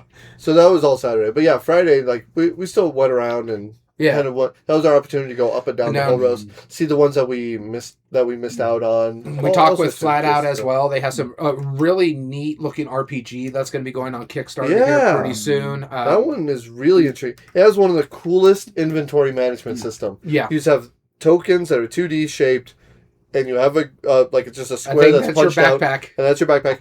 If you could physically put the piece in there flat, it counts. It counts, yeah. It's so smart. It was really neat what they were doing. Because, it was Saturday we had the lunch, right? The special lunch. Okay, so it was Saturday on that one. So Friday, we'll get to that in a minute, but that was a really cool lunch. Yeah. Because we ate, that's when you and me ate in the stadium. That's what all three of us did. Yeah, you ended up... we were already done with our food while we were waiting for you. I know, because, I had to go from... So I went into one... And they had like 4 sandwiches or something. It was like a pizza sandwich thing. I was like, okay, cool. I can just get like cheese bread, right? You know, whatever. It wasn't on the menu, but I was like, okay, maybe there's a good chance. So all I have to do is just do this without pepperoni. Fine. And I walked up, stayed in the line, got out front. I was like, hey, is there any way I could do this without pepperoni? And they're like, dude, we make all of our sandwiches. We pre-make them all. I was like, that makes sense. Bye. Well, all right, I'm going to this booth now, and then so I waited in another line. So that was your third line that you waited in, because you waited in our line with lunch, and you're like, I'm not going to pay that for a cheese. Yeah. Well, it was like a cheese quesadilla for like almost $20. Well, we got meat in ours, so sure. We got beef in ours. No, that's fine. That justifies it more, but I was gonna, and I don't think they would have discounted it. No, I get you on that. Cheese quesadilla for $18 doesn't make any sense in any circumstance. But it was a pretty big quesadilla. Good too. Okay, cool. But yeah, I wish we could have tried the noodle place, but that noodle place was on fire. It had the longest lines there. I think that one and the pizza place. Hotbox. Yeah, and so we talked to the Hotbox people as well. They didn't have cauliflower crust, but I could have ordered it from their main restaurant and brought it here. And I was like, you know what? That's fine. I have a lot of food options here. So when we were going to go for you were originally going to go get the pizza and you saw the line. I'm like, I know where I'm going. I just remembered there's a quesadilla place right over there. I'm going to go get me a chorizo quesadilla. Yep. That's what I ended up doing. Like, nope. Never mind. Yeah, that was a heck of a line. Out of all of the food trucks, that was wasn't the worst. You don't think so? The noodle line was the worst. Oh, okay. Well, the noodle line basically was doing like the Luma and Cosmos wrap around everything. Yeah. Oh, jeez. Yeah, they were pretty bad. That and the soda line too, the Wild Bills. Yeah. That was one I wish I'd done. Yeah, the soda one. Yeah. Yeah, that's fair. Well, you do it at our local run fair. They're always there. It's not Gen Con. They didn't have a Gen Con cup. Yeah, that's true. I wouldn't have gotten a Gen Con cup. I would have actually gotten one of the flagons. But it says Gen Con on the flagon. Does it? Yeah, Gen Con 2026 is the flagon. Nah. Nice. Anyway. Yeah. So we ate in the stadium. Fun experience. And then we went back into the hall. It was a nice air-conditioned area. He went down to wander around the stadium because we had already done it. Yeah, you were like, go ahead and knock yourself out. We'll sit here. We were, at that point, tired. This is the second day we've already hit 20,000 steps, or at least close to it right before lunch. Right. And then I think we killed Dom, so he went to go do something, and you and me finished what we could on the floor, because you wanted to go see Pink Hawk games. Yes. Yeah, Emily Vincent, Pink Hawk games. Super cool. Hopefully we'll get her on the podcast one of these days. No, actually, no. I stayed with you guys for a little while. I know, but there Then- was somewhere along that lines that you stopped, and we were When, talking. when we somewhere. went from row 2000 to row 2300 or something like that. Yeah, because that was We had, like, was 3 towards rows. the end. You're like, I'm gonna go do this. Right, we'll meet you. That's when you went to Flying Yeah, Frog, Frog, right? yeah. Yeah. Because you guys stopped. I think it Because was, you stopped and talked to Kurt the day before, Oh yeah. Yes. and then Oh, and I went to go he kept- talk with them again. Yeah, and so his booth was right across from Flying Frog. Yeah, and I was after like, lunch, you went and Yeah. talked to Kurt for other Yeah. things, and that's when he went to Flying Frog, and we finished our schmooze, part of our schmoozing. No, because I went over and talked to him, and they're like, "Yeah, just come back for a demo in the next 2 days. Like, you can do as much demo as you want." Yeah. And then by the time we hit 2400 or 2300s or whatever Something it like was, So you're like, I'm done. I'm done. Yeah. I'll be over at Flying Frog, where I can sit down. Yeah, and then they said the most dangerous thing. He was about to buy this massive box, amazingly big game, and they're like, "Oh, by the way, if you buy the base game, each expansion is 50% off, or you can get an expansion for 50% off." He was I like, already knew that. Yeah, they just like, happened to all say right. in front of Danny the I first know. time. I was like, that's a dangerous thing to say right there. Well, it's funny as we're walking away, or he's like, Daddy's like, how often, how much do you think is he going to buy that game? I'm like, oh, he's coming home with it. Yeah. It's Yeah. how much is he No, coming home with? I wasn't questioning it. It's more just like, it's like what are we gonna say when we see him walking out with a big old grin in that big box? A grin as big as the box he's Yeah. carrying. Yeah, so we had a good time schmoozing a lot with a lot of Yeah, people. a lot of people. Handed out a bunch of business cards, handed them out a bunch of stickers. But let's get to the fun part. What did we do after that? You almost killed both of us. All of us. He took us to the most sketchy part of downtown Indianapolis. There was people sleeping in the corner of like the empty lot. By the way, this place was in an alley, the only thing that had an address off the alley. And we were like, yeah, this is a bit sketchy. We had to go to the what you would call it, right across the street, across the park at the gas station. When we go to a gas station where they have a freaking bulletproof case for the clerk, you know we're in a bit of a sketch area. Yeah. Like, Well, there was a group of people that, I don't want mean to judge, but they weren't looking at us like, oh, hey, let's go say hi to those guys. Yeah. No, they were looking at us a little suspiciously. And we're just like, you just need to stay over in that corner of the road because We'll stay please here. don't come You over stay here. there. Yeah, we're mutual here. It's like, we're good. Luckily, a bunch of other nerds came around with Yeah. us, so we had numbers Eventually. Like 15 minutes after we showed up, finally other people showed up. Yeah, okay, maybe we're in the right place. Yeah. Well, and the thing is, too, we actually met some cool people there. Board Game Couple. You can follow them on Instagram. They're Indianapolis based, so awesome people that we talked with for a while. Mm-hmm. So the reason why we were in the most sketchy neighborhood is I won tickets to a wrestling show that Pandasaurus was holding on. Right. Mind you, this was like the sketchiest place. We were like, are we in the right location? I'm like, this is what the tickets say. I found the drain that was in the picture that I told you guys about. Yeah. So I took a picture of the inside. After taking the outside, sent it to my wife, and she was like, please come home. Please just be safe. And I sent her a picture of the inside, and there was like a little drain, like on the bottom of the picture, like just on the floor. She was like, what's the drain for? Is that for all the blood? Because we were at a wrestling show. Yeah. Well, it could have been. I don't know. It could have been. And by the way, out of all the things we did at Gen Con, this is the most memorable thing we've did. Because this was the dumbest, stupidest thing we've ever done for board games, and it was so well worth it. It was the sketchiest neighborhood. It was the weirdest place ever. Yeah. It was also the most fun because the stuff Hilarious. that we saw there. We saw a dude fight an invisible man, the Mine board game. And lost. Lost. That was pretty good. Like, Convincingly. he was convincing that he was fighting somebody. Yeah, it was like, wow, this is hilarious.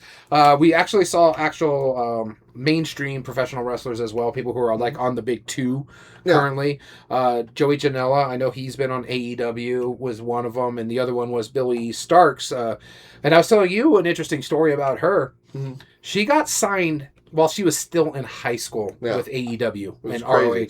And she chose with AEW because they had an easier schedule for her to keep up with her college schedule.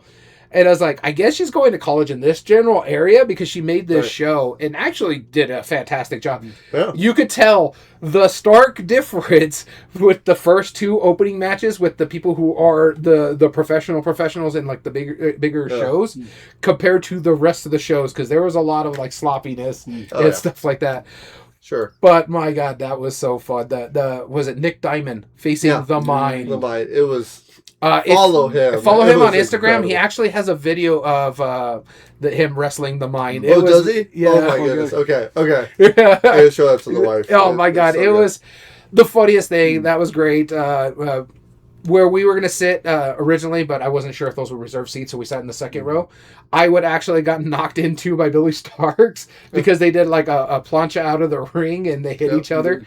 And I was like, well, that would have been me. Yeah. Darn. my favorite wrestling match was the tag team one with the Nasty Boys and then Luigi Primo. Oh my God, yes. This guy was spinning pizza dough the entire time and like putting it into the act. And then they were starting to beat up the pizza dough and he was getting hurt. Yeah, it was the dumbest thing. It was just, he did his finishing move, right? Yeah. Where he spins around, spins it up, and then punches it, and it launches like Super Mario status into the other guy who throws back the entire way. It was one of the funniest things. We were all in tears. Just we were in tears so from hard. Nick Diamond. Yeah. Well, we never recovered. It never let up. No. It never let up. You got super enamored with one wrestler, so you bought his Pokemon Yeah, cards. okay. Soda Pop. Soda Pop. Because he had a mascot. He had a black pug named Tokyo. And so he made his own Pokemon cards with him and the dog on it. So yeah, I had to buy it. Yeah, well, you have pugs. It was a souvenir for the family. Yeah, no, but his was pretty good. The women's wrestling, the 4-way or triple threat ended up being was pretty good. Yeah. But the freaking end was just fantastic. Yeah. More shenanigans, more laughter. You had which we didn't specify. This was put on by Pandasaurus Games. I did. Did you? Yeah. Yeah, and Grant's Game Rex. Yeah, he was hosting it. Yeah, he was hosting it. Pandasaurus Games was doing it. And they were showing off their new releases and all the other games that they're coming out with amongst the area, amongst the room. Yeah. And this match had we already saw one guy wrestle earlier, and they were supposed to have a triple threat or a fatal 4-way or something like that, but one of the wrestlers couldn't make it because it was a triple threat. One of the wrestlers couldn't make it because they had a death in the family. They had another old school professional wrestler in this one, the guy who did all the singing, Paul London, I think his name was. They had another one too because the other guy, the Viking guy, he also wrestled in AEW towards the beginning. Okay. Silver or something like that. But yeah, no, it was interesting. And then they had this other guy come out. It was like called Meeple Mayhem match or something like that. Yeah, the Meeple Mayhem. And so we're like, okay, what are they going to end up doing on this? Is it going to be interesting?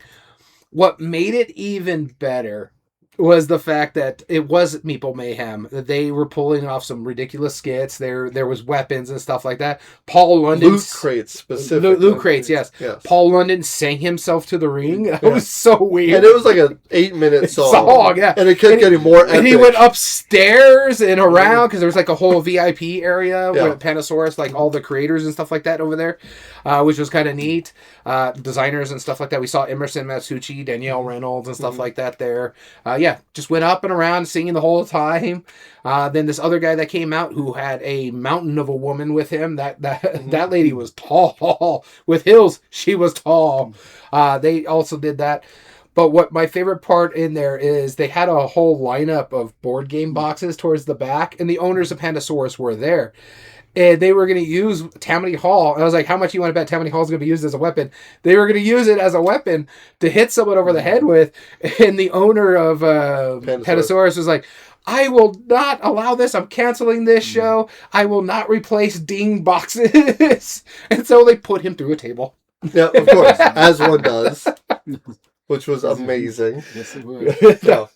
And then what else happened? Oh, our personal favorite, they opened the loot boxes. One of them was weird, and we'll get to that in a minute. But the other one was, instead of thumbtacks, they have board game bits. Meeples, CGE cube, lozenges. Yeah, just a bunch of stuff like there. And the other one, I'll let you explain it because you got cracked up with that one. And even like the wrestler, when he pulled out, he was like, what? It was a bundle of dynamite. And even I got a picture of him looking at it, dynamite?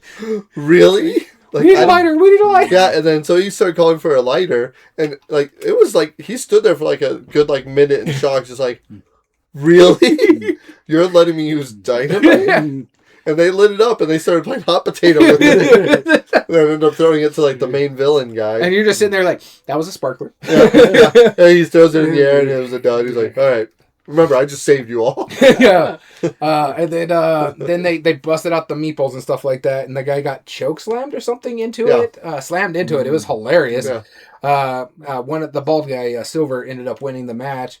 But my favorite line of the night is people were trying to get him to go to the ring. He's like, I got a meeple inside of me. And then the entire crowd chanting, what up us? What up us?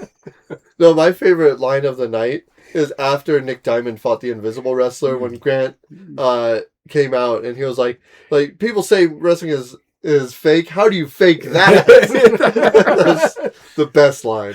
Yeah, no, that kind of people inside of me was the best one for me. Just because he was like perfect because he was arguing with everybody because they were trying to bring him in the ring for the title to go to Reina, who is the creative, the media manager or something like that for Pandasaurus. She did a fantastic job. That was by far one of the funnest things we've ever done. Yeah. It was ridiculous in all the perfect ways. Yep. Yes. Your guys' thoughts? Oh, I've said my thoughts. What about yours? Oh no, it was ridiculous. I mean, it was still. The funny thing is that one of the most sketch things about that place was the bathrooms. Oh my god, yes. Like you go up there, you're like, okay, like where's the door? There's no door. You have to go open on two sides. I mean, people are just going through. Yep. Part of me is like, are we like in a strip club or something? they turn into a wrestling venue? Because it was so weird. Because the bathroom for the men was completely open. You just had to go into a stall, which people could still see into. Yeah, it was so weird. And the sink wasn't working. Oh, thank God I had hand sanitizer on us the whole time. Right. It was insane. The place was sketch, but but the wrestling, oh my!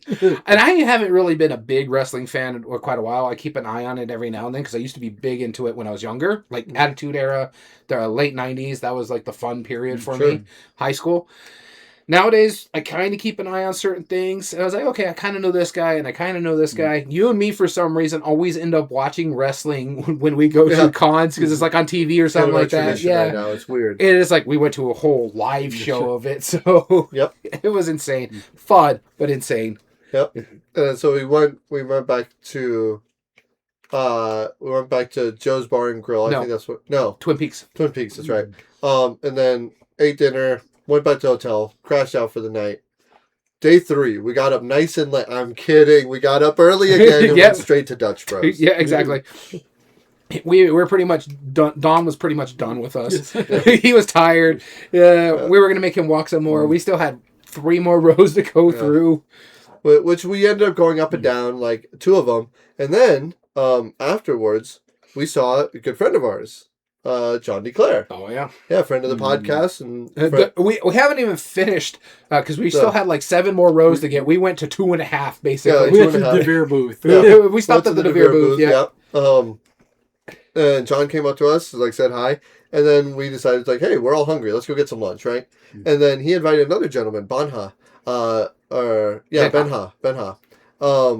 Benjamin, if you want to say that. Benjamin. Yeah. He's the designer of Ace of Spades. Yeah. Which we didn't know until he told me that. Like, we were just talking. He was like, oh, yeah, like a couple game designs. I was like, I did a solo game. He was like, oh, tell me about it. I was like, well, have you designed? He was like, yeah, I made Ace of Spades. I'm like, dude, I love Ace of Spades. It's so good. And so, yeah, he's got super excited. He's such a cool guy. Yeah, he's such works for DeVere. Guy, yeah. Very friendly. And then there's a couple more people that work for DeVere that I know. Pat Marino, who used to be at the Op. Yeah, used to be at the Op. Found some stories can't talk about, but it was interesting. You'll be hearing some news about it here soon. That's when we'll talk about it. So when it comes out, will come out. But that was a lovely dinner. What was the name of that restaurant? Do you remember? It was attached to one of the things. Hotel. It was really good food though. It was good. The grilled cheese was.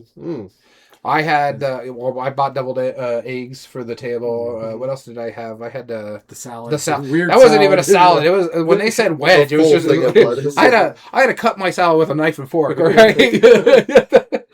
I had French toast. But the highlight was Danny here.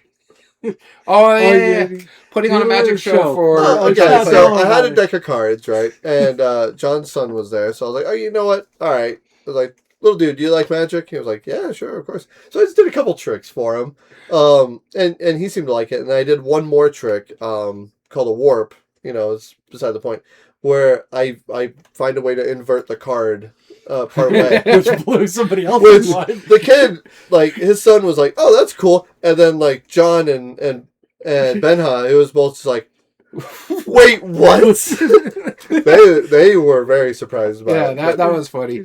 We had an interesting. That was a great dinner. We heard some behind the scenes stuff. That is, you guys are gonna like what we heard. Yeah, yeah. Can't That's wait to talk about it. actually where we learned about Have a Magical Day, and then All Play announced it that same day. Yeah. So that was actually kind of neat to see Yep. as well. Mhm. So yeah, that was a really cool lunch. I really did Yep. enjoy that one a lot. So Yeah, we were there for like an hour and a half or something. Yeah. Went back to the event hall, finished up. You and me finished up. Dom, No, went- no, well, finished up. all four of us. Oh, yeah. Or all three of us. We 'Cause- finished up. you wanted to do some other stuff once we finished up. Me and Dom Yeah. went over to the Hilton because you had other stuff that you had to do as well. First, we went upstairs to look at Card Holla. Oh yeah, Yes. we went and sat Yeah. for Card Holo a little Yep, bit. Yeah. and I had arranged a couple more pitches, so I was Yeah. like, okay, let's go do that.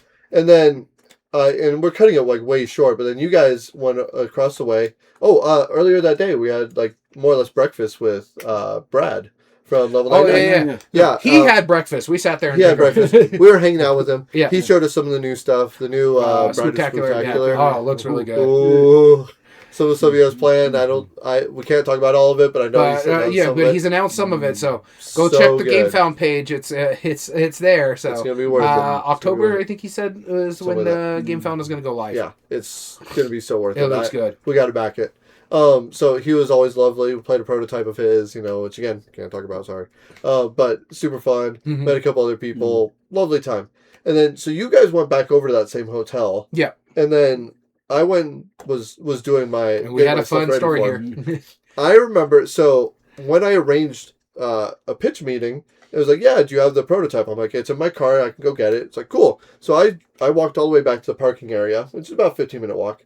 Grabbed my car, and I remember it's like, man, I'm glad like this storm cloud isn't coming in too quick, because it's like I still got to walk back to the convention center. I missed it, thankfully, but I was like, man, that's a gross looking cloud. And I got to the convention center, and I started just like hanging around. I was just sitting around waiting, and then started meeting some just lovely people. Like again, if you're listening to the podcast, you know who you are.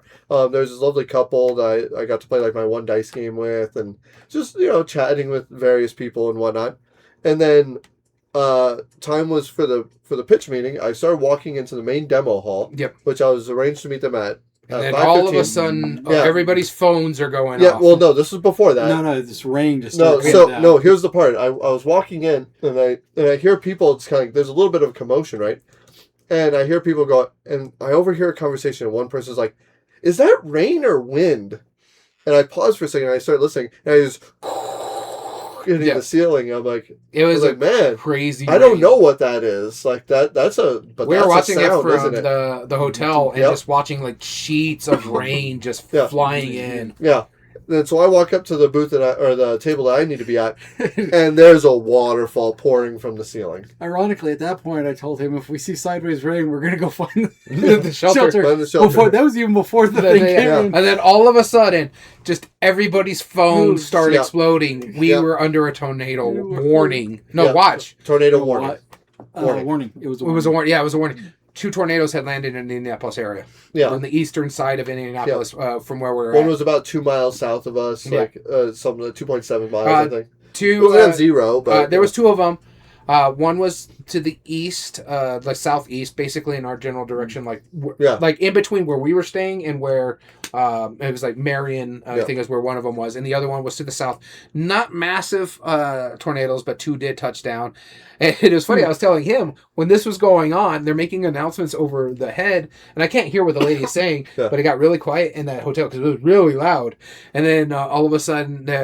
they made the announcement. I'm like, oh, it's probably just like they're letting us know where the fallout shelter is. And you could tell the people who've been in the tornadoes before and who haven't, because there was a mass exodus to where the tornado shelter is, and the others who have been through it is like, it's not that fine. It's not that bad. We'll be fine. If you live through 7 in 1 hour, you're like, okay. Yeah, whatever. I know. I noticed the same thing because I had already gone back to like the all play booth. I was talking with a few of the employees when everyone's phone went off, and I've never heard 30,000 people go silent all of a sudden. That was weird. And then they started having the intercom and all that stuff. I was like, okay, it went off every 5 minutes, just like reminding people, hey. Tell them what happened before that, though. But yeah, the waterfall. Yeah, the waterfall. Where you were supposed to pitch. Where I was supposed to pitch. But, it is what it is. I felt sorry for the people. No, they were in a panic, right? Yeah. They were just gathering stuff. Like, there's videos of, like, them throwing away product because it got drenched, Yeah, it was insane. There was a video of people who were going, like, down towards the tornado shelter in the exhibition hall. Yeah. Where it was getting flooded. That's how deep the rain was. It was like literally popping manhole covers out. It was just a lot of rain that was just falling. And I get it. It was a tornado warning. You're going to get a lot of rain with that one. And I told you before when I've been through a tornado, it's really loud, and you were trying to figure out if it was wind or not. And so, but what was interesting about that is that it lasted like an hour, and then it was gone. Yeah, it was like real quick. Yeah. Not storms here quick, but it was still real quick. Yeah. And when I went back over to the hotel after they lifted the warning, we're just hanging around for a little bit just to make sure the rain stopped, so that way we didn't have to walk through the rain to get to the car. But we met this lovely couple that we were chatting with. They were good. They were cool people. Yeah. And then, Dom was taking a nap in the chair. Dom was taking a nap. Right? We were just smoozing like how we normally do. Yeah. And then we decided to celebrate that last night, and the most obvious way that we spend conventions, we went to Korean barbecue. Yeah, we did. And hot pot. Honestly, that was the best place for us to go because it was like the little Asian market and stuff like that. There was like a Vietnamese grocery store. Yep. There was like Indian restaurants. I think there was another like a Japanese sushi place right down the road from where we were. It was really good. Too. Yeah, that food was called Han Hot Pot, I believe. Something like that. Yeah. Hot pot and Korean barbecue. Yeah, hot pot and Korean barbecue. We had both. Lovely experience. Fantastic. Super good food, tasty. The broth we had the herb chicken. The herb chicken was such a good broth. That was because we were talking about it. I was thinking like, okay, I should get like a spicy one because I wanted to try a spicy one. But then I realized, we only did 3 of the 4 days of Gen Con because the 3rd day we have to drive back. And I was like, I don't know if I want to eat something like super spicy right before I got to stay in the car for 12 hours. Yeah. So, but all in all, I really did enjoy that hot pot. We forgot to mention this at the end of the first day. We heard Jeff Hayes over the intercom closing down Gen Con saying, hey, you guys got 15 minutes to finish your shopping. But he did it if you listen to the audiobooks of Dungeon Crawler Carl, or he did it in the collapsing of a floor voice, over the intercom kind of thing. And then he ended it with kill, kill, kill, like he does in the book. And the cheering in there was deafening. Yeah. Also on Saturday, I actually got to meet Matt Dinneman, the author of Dungeon Crawler Carl, because I was buying souvenirs for my wife. I was in the only place that sold pins for Dungeon Crawler Carl. And I got to meet Matt Dinneman. I got to shake his hand, and he went out because he was saying hi to the Phone Brain people, and I was next in line. He's like, "Oh, how's it going?" And then I'm like, "Yeah, I enjoy your book. It's great." Haven't finished it yet, but I'm not letting him know. I don't need to know that. But seems like a cool dude. Oh yeah, he was really neat. But it was like a quick hi and bye, and my wife was so jealous of me. Yeah. I got to take a picture with a Dungeon Crawler Carl statue that she wanted me to steal, and I got to shake Matt Dinneman's hand. Yeah. It's just like you just got to figure out how to take it on there, strap it over the roof. I don't care, bringing that home. I'm like, that ain't happening. Yeah. Do you know how big that thing is? We'd all end up hurt just trying to get it out of there. Oh, I know. Well, and there was also like we also forgot to mention a couple of games that we tried quick demos of. There was one that was like Mindware Games. It was like it was the Temple one with. Oh yeah, the new Knizia one. Yeah. We also did the Six-Sided Seas. Six-Sided Seas. We saw, I bought it right away, and I've played it twice since then. Yeah. See, I wasn't the only one that demoed something and then bought it. Yeah, no, you weren't. Yeah. No, you weren't. I was good. I liked it a lot. Yeah. It was lovely. But I think that pretty much covers it, except for the trip back. But this is going to be simple. The drive back, we stayed in we stayed in Del City, Oklahoma, just outside Oklahoma City. Mm-hmm. We stopped at an Italian restaurant that almost killed me. And then you decided, you and me were done for being in the car for the day. You decided to go I explore. went to Half Price Books because I wanted to see if I could find any games. I picked up a couple games. I forgot what the Red Carpet Cheese Thief and Red Carpet. Well, what's also interesting about that, we kind of knew, we played a little bit of Hitster towards the end of that drive, but most of that drive, the driver was by themselves. Yeah. So that's when I finished Dungeon Crawler Carl, because I was like, all right, well, I'm going to be, you're passed out, he's passed out in the back, I'll put my book on. Yep. Made it home that day. And then the next day, we left Oklahoma City about 5 o'clock in the morning, hit our Dutch Bros, and made it home. I remember when we got to Del City, you were giving me grief. He's like, come here, look, 2 beds. I was like, hey, I clicked the double button, all right? That it's not my fault. Well, you didn't click the right double button. I know how to book hotel rooms. That's fine. You guys got now volunteered yourself for all future. No, you got stuck with that room because this guy took forever to give me the okay. That's true. Sure. I was like, you know what? I got to do this, and my wife had to help us. That was the only place that had rooms. That was not true. I gave you the okay long before. No, you did not. Sure no, because the only other hotels were at the con, and they were basically what we paid. What we paid for where we were at. I was lucky enough to be able to. My wife travels for things, so she has a thing called Concur, where she could just put miles out to get us the cheapest rooms. She had to put 20 miles out for us to get a relatively decent room. Yeah. So. Well, it is what it is. All right. Let's end this. We're going to quickly review Gen Con based on our Gamer criteria real quick. And an overall review as well. Overall review. So again, this is our first time that we've ever gone. So from a quick standpoint, unbiased. First off, game immersion. Memorable moments, player interaction, and the memorable moments was the damn tornado. Yeah. I thought the memorable moments was the wrestling. That was my So that was my favorite, but those are the 2 big ones for me. The sad part is that was technically outside of Gen Con. I mean, yes, it was. Right. Like, the actual con itself, I mean, just my pet peeves. Have a starting point for your line. Know where your line is. Yes. Keep people out of the aisles that are supposed to be in your booth. And just things like that. Yeah, and the big thing about this convention, it's not a game, like it's a gamers convention, right? But it's not a gameplay convention. It is for sales. That's what it's for. So if that's not what if you're not going to buy the stuff, I don't know that you need to do this, right? Yeah. But they have more than just board games. It's RPGs. Oh, there's a bunch TCGs. There's a bunch of events too. Like we mainly stayed in the exhibition hall, and other than the time we went to the wrestling show, as well as Lucas Oil Stadium. We demoed the Earth Express. Oh yeah, we did do Earth Express. We did demo that there, where I had to teach the game to people. Yeah. He learned it on the fly. So now the question is, do you guys think it's immersive? Would you give it a point for being immersive? The con? Yeah. Oh yeah, there's a lot of stuff there that is the game fun to lose kind of thing. Yeah. There's stuff that you can do. We had a blast at the wrestling show. The that was our memorable moments there, as well as the tornado, but that's just Mother Nature. We did a lot of talking with a lot of people. We got to see Anne-Marie and Justin DeWitt again. Yep. We got to see John DeClaire, had lunch with him. Ben-Ha, that was a memorable moment, having that lunch. And you guys doing talking shop, you showing magic and stuff like that. I had the TV to watch sports, so when I got bored of you talking about your games. Okay. So you give it a Daniel? Oh, I'll give it a Daniel. Would you give it a Dom for game immersion? Yeah, I don't know about immersion.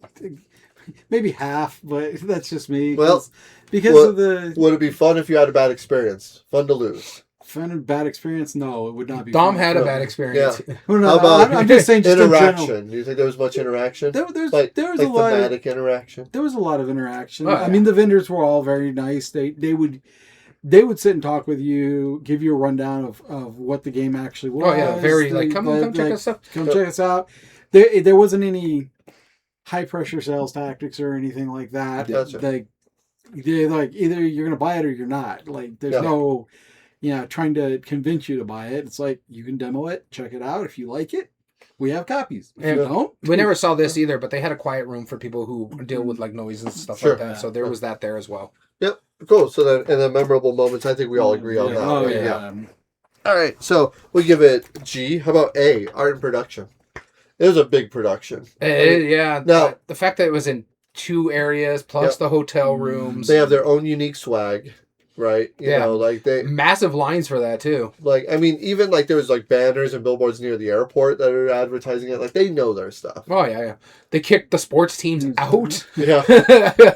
I mean, it was interesting because we only stayed in the convention center, We except for 1 or 2 things outside of it.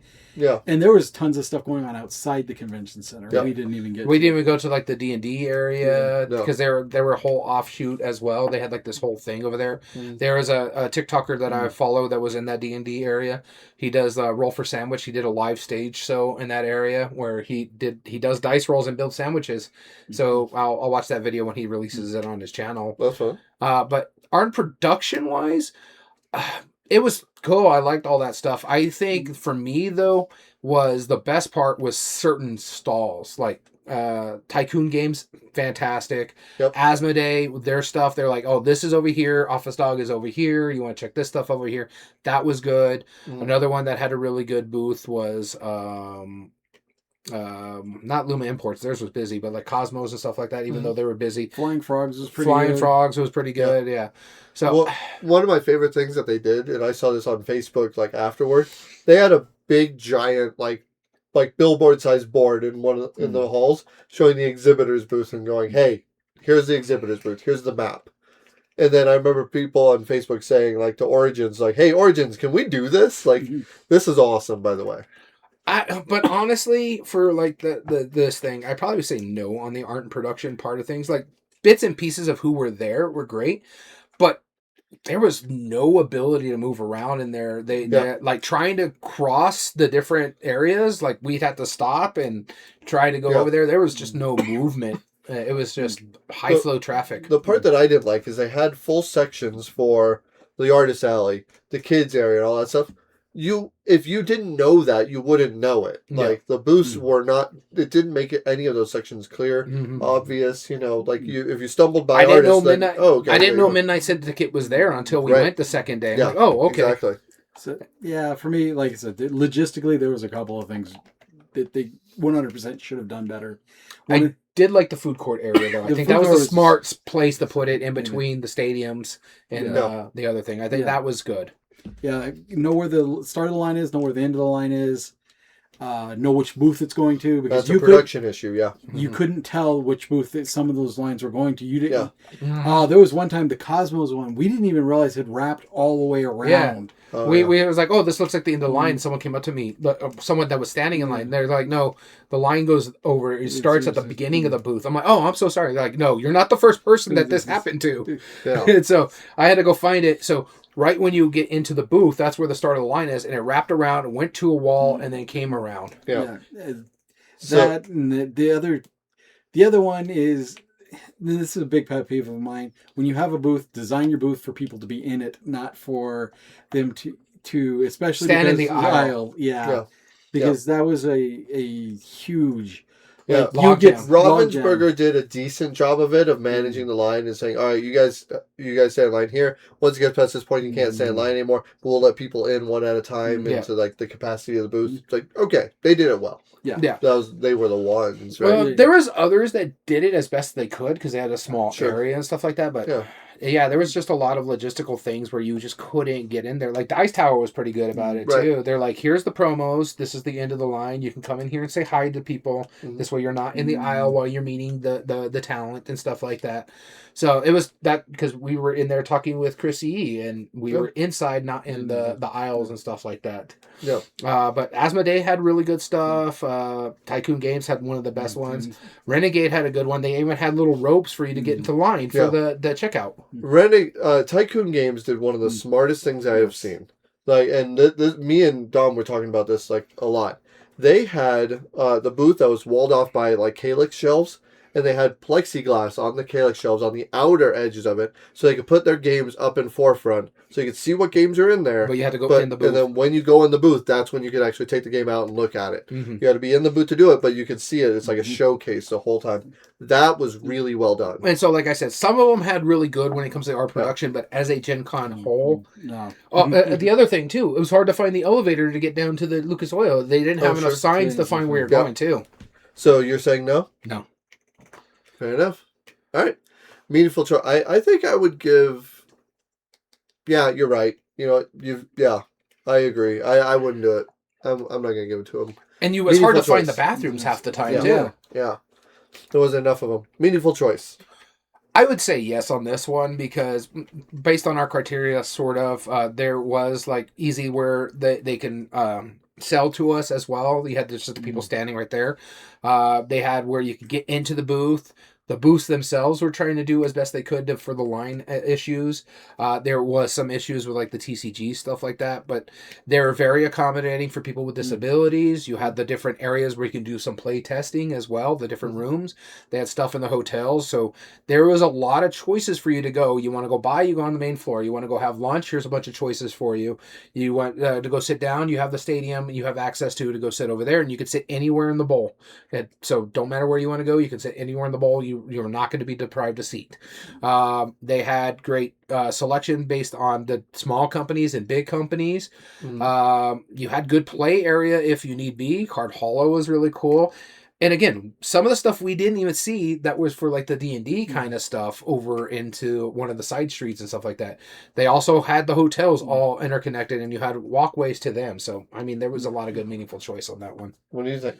I think that selection wise, sure. There's tons. There was something for everybody. If you're looking to buy games, there's something for everybody there. CCGs, whatever you're looking for, you can probably find. Now, when you get to the, specific niches within board games or within gaming, I don't know because we didn't do, like I said, a lot of the other stuff. Like, there was a D&D area. I don't know how that was, but there was options. There was options. There was options to do a lot of stuff. I mean, if you didn't want a demo in the booths, a lot of people had demo space in the demo hall. Yeah. So you could do that and then turn around, and some of them, like Ravensburger, was selling out of their demo base. That's why you guys got a couple of your games. And the Ravensburger was smart about it too because they had two different areas to sell. They had the main one on the exhibition hall and one right off the demo hall.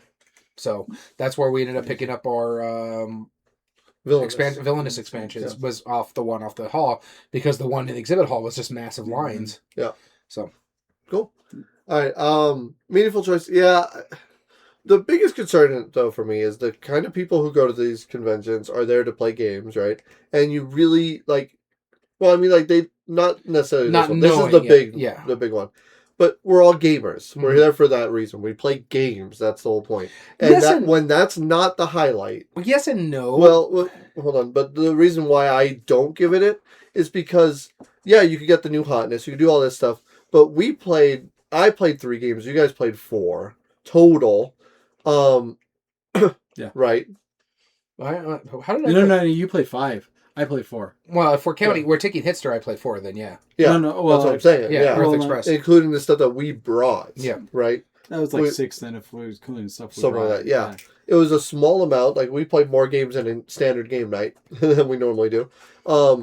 It's easy to get a lot of the new stuff, and I'd want promos, and I want all those things. But really, I would be done after a day. Like, if I bought all the new stuff, I wouldn't have to go there again and again.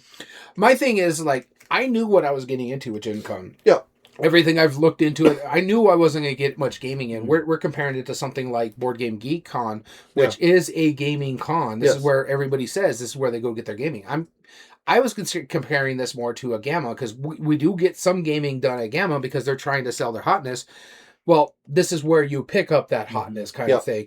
And so I knew it was a consumer con. I knew there was not, because I know a lot of people go to the hotels to play games. I know a lot of people after the con is over go to their hotel rooms to play games or into one of the hall areas or stuff like that. So I knew going into this, if you did your research, it wasn't a gaming con kind of situation. Right. And I knew that too. I'm just saying, like, I didn't think that there was that many big choices. Like, you're really going there to shop. Like, and then, yes, you could play games, you could do other side stuff anyway. But really, that's right. It's a consumer. It's the time to buy. Well, the thing is too, like I know a lot of people that go to Gen Con. That's their yearly game budget. Yep, they do it at Gen Con, and that's it for the rest of the year, or till Gen Con comes around the next year. Exactly. Yeah, and that makes sense for them. But again, I don't give that meaningful choice for me. All right. So, you give it the point. I give it the point. I do not. Ease of play. I do not. No. No. This thing, they did as well as they could. Yes. But the fact of the matter is trying to get into areas, Yes. trying to get into the Sign exhibit up hall at for the very beginning, events. signing up for the events. We only got into one event because that we were able to get tickets for it. But everything else, every time we tried to get into it, sold out immediately. The Matt Damon and Jeff Hayes autograph session, gone. The big game night. Yeah. Kind of glad we didn't get that one though, because we had fun at the thing. Agreed. I actually had to get a contest to get to the wrestling show. Yeah. That was fun. But yeah, it's just, and it's also just not very easy to get around. It's so crowded. I had a big issue with, especially on the Friday, with people with not taking their showers and not using their deodorants. And I have a very sensitive nose, especially when it's not stuffed up. But that I was just like, oh my God. And I don't have a sensitive nose. And I could like, whoa. I'm like, oh. Yeah. Whew. Yeah. Yeah. If you heard our most recent podcast, The Scourges of the Industry, that was like my number 3 or something like that. It's like, take a shower, people. Yeah. Come on. Get well rested, take a shower, use deodorant. I kept deodorant in my backpack and used it and put it in the bathroom if I needed it. Yep.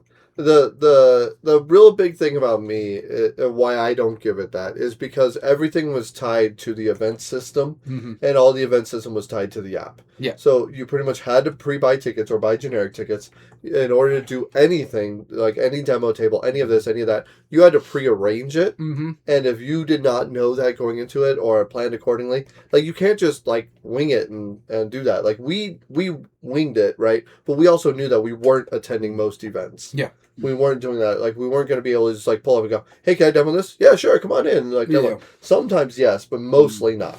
Yeah, and then the only time you really got to demo stuff, if it wasn't in the hall, if you went into one of their rooms. Yeah. And it was very sparingly. And even then, Inside Up, they had basically Earth Express. They didn't have Behind the Lens, was the one we wanted to try. Yeah.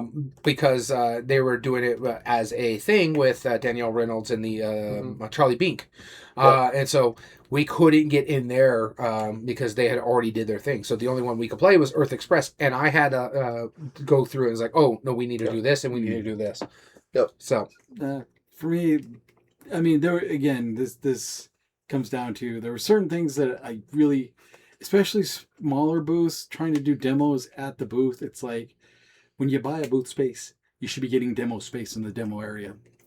Because if you start trying to do, especially in a smaller booth, trying to do demos there, people are blocking the way. I know this because we got lucky on one of them that you did, where we could step actually off to the side, but you were still, basically, people were bumping into you as you were trying to do the demo. And even worse than that, like when I was lining up at Luma Imports, there was one table of gamers, and we were weaving in front of them, behind them. That was really awkward. Yeah. They were enjoying the game just fine. They could ignore us, but man, it was so weird just walking in a line around. Yeah. So, all right, replay value. No. No? I do.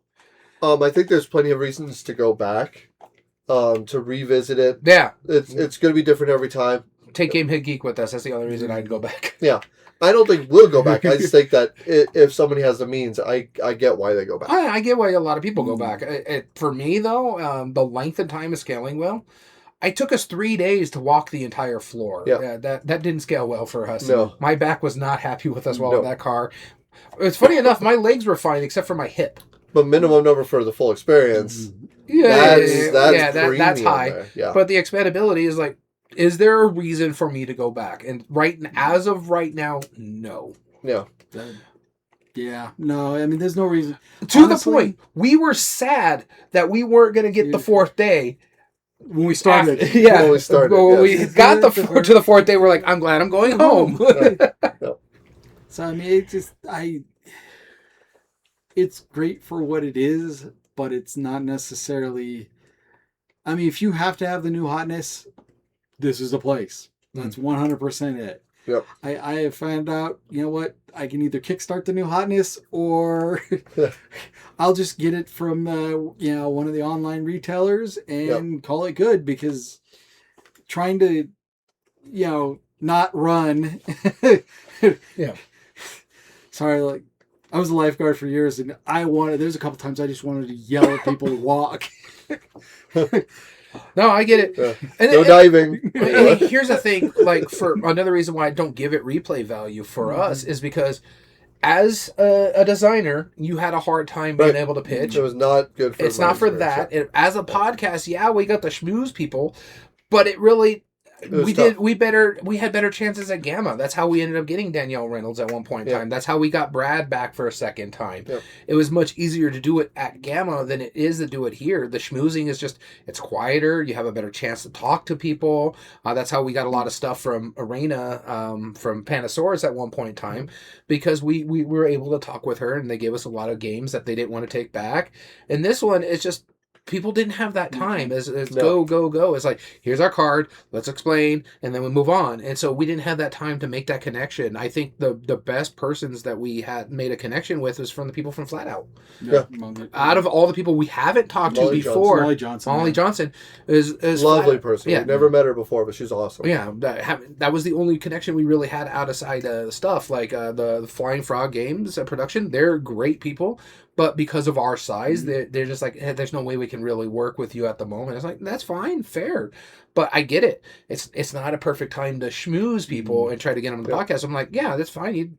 All we wanted to try to do is maybe get a designer or two or someone from Flying Frog and go over through your production stuff.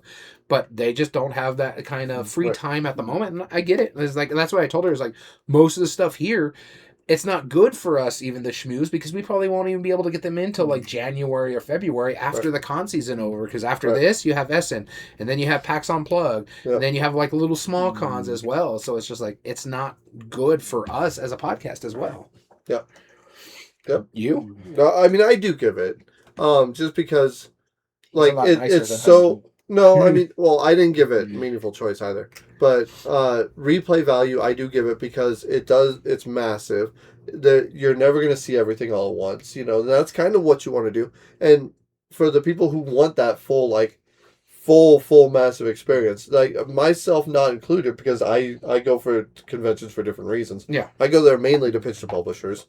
And so that doesn't work for me. I still get at that expandability. I still understand all those side events, all those extra things, all those add-ons that you can do, and getting that full experience. Like we didn't get the full experience, and nor could we have, even with the fourth day. There's no way. Yeah. Right. So I give it replay value because I think that's something that people would go back to, and it does scale. It holds 74,000 people so far, and it's going to be expanding even more. So it's like, yeah, I get it. So there you go. But it scales. But is it worth the length of time? I mean, again, not for us, but as a whole, I think it is. Yeah. I give it 2 out of our 5. So. I gave it 3 out of 5. Yeah, because you didn't give meaningful choice and aren't production. Yeah. You gave everything else. I gave game immersion like and meaningful choice. No, I didn't give it ease of play. I gave it art and production though. You also gave it replay value. Yeah. So I gave it 3. Yeah, that's what I said. You gave it 3 out of 5. So 5 out of 5. I got 2 out of 5. 5 out of 10. Yeah.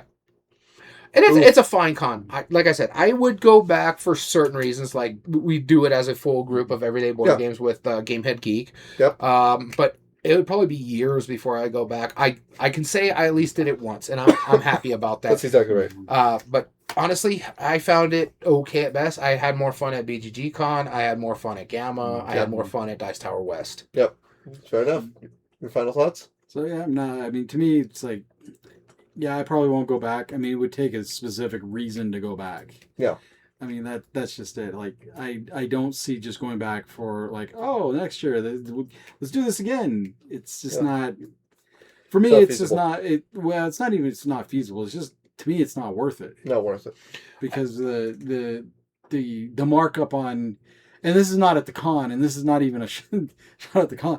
The markup on everything else around the con is where hotels, restaurants. The fact that we went to lunch and we couldn't split the check. Yeah, stuff like that. Just because we had 6 people. Yep. It's like, once you have a party of 6, we don't split the check, and the tip's already added. And I'm like, okay. Yeah, which is weird. All right, so rapid fire, real quick. Busiest booth, what was it? Numa.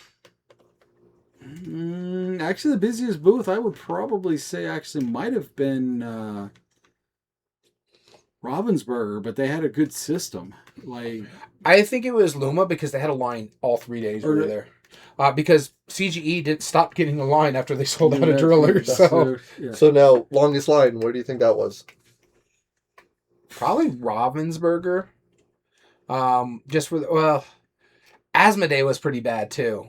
Luma was long, but Asmodee was pretty bad. For the selling portion of Asmodee, it was pretty bad. For the actual like demoing portion, almost every time you could walk up, I'd say, yeah, probably would be Ravensburger. I don't think I think saw Ravensburger seemed like the longest for me. The reason being is because everybody's trying to get the Lorcana stuff. Yeah, it makes sense. All right, best decor, best decorations for best decorated booth. Booth. Yeah. Booth. Okay. There was that card game. It was like Hellscape or some card game. That card game is for you. It's a collectible card game that is for you. Like, no, that has like Frankenstein and all that stuff. I know, no, I'm good. No, their booth was nice. Yeah, because when you were saying like the best decorations, I'm like, Van Ryder had a pretty good room. That was really well decorated, where you could take pictures with the player boards. Yeah, the booth, like booth-wise, it was the Arkham, whatever. I'm trying to think, like, who had really good decoration booths?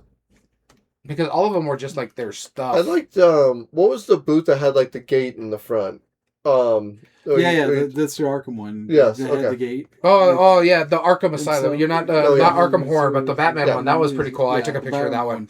But I want to probably say Office Dogs with the Lord of the Rings thing. The ring, the giant ring. The giant ring, and then you had the Bilbo Baggins right there. Yeah.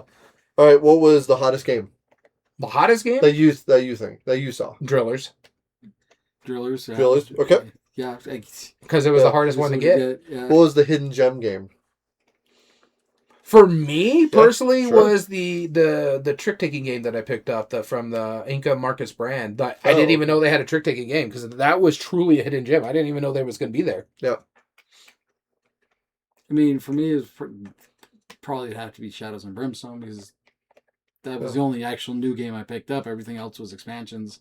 But I mean, I don't know, for the con, probably Hidden gem for the con. Mine was Six-Sided Seas. That one is probably a good one because I heard some people talking about that one. I was really impressed by it. Mm-hmm. Trying to think what other small. I mean, I wouldn't say. I'd say Fliptoons too, but that was already announced before the con, so it's not really a hidden gem. Yeah, people. I mean, people knew what they were getting. Yeah, they were almost sold out after the second day. Yeah. Trying to think of anything that was like where you were like, "Wow, I can't believe that!" Like just sold out. No, in all honesty, the expansion for caution signs is sold well that I wasn't expecting this because no one really talks about caution signs itself. And they were almost sold out of all their caution signs after Saturday when I was talking to Danielle Reynolds. Yeah. Okay. Biggest surprise. I know what my biggest surprise was, but I don't want to influence your guys's. Biggest surprise for me was how massive Card Holla actually is. Because you hear about it and see it, but when you actually see it live, I was like, wow, from where we were standing, they were building up a Snorlax there. I thought I was shocked how big it actually is.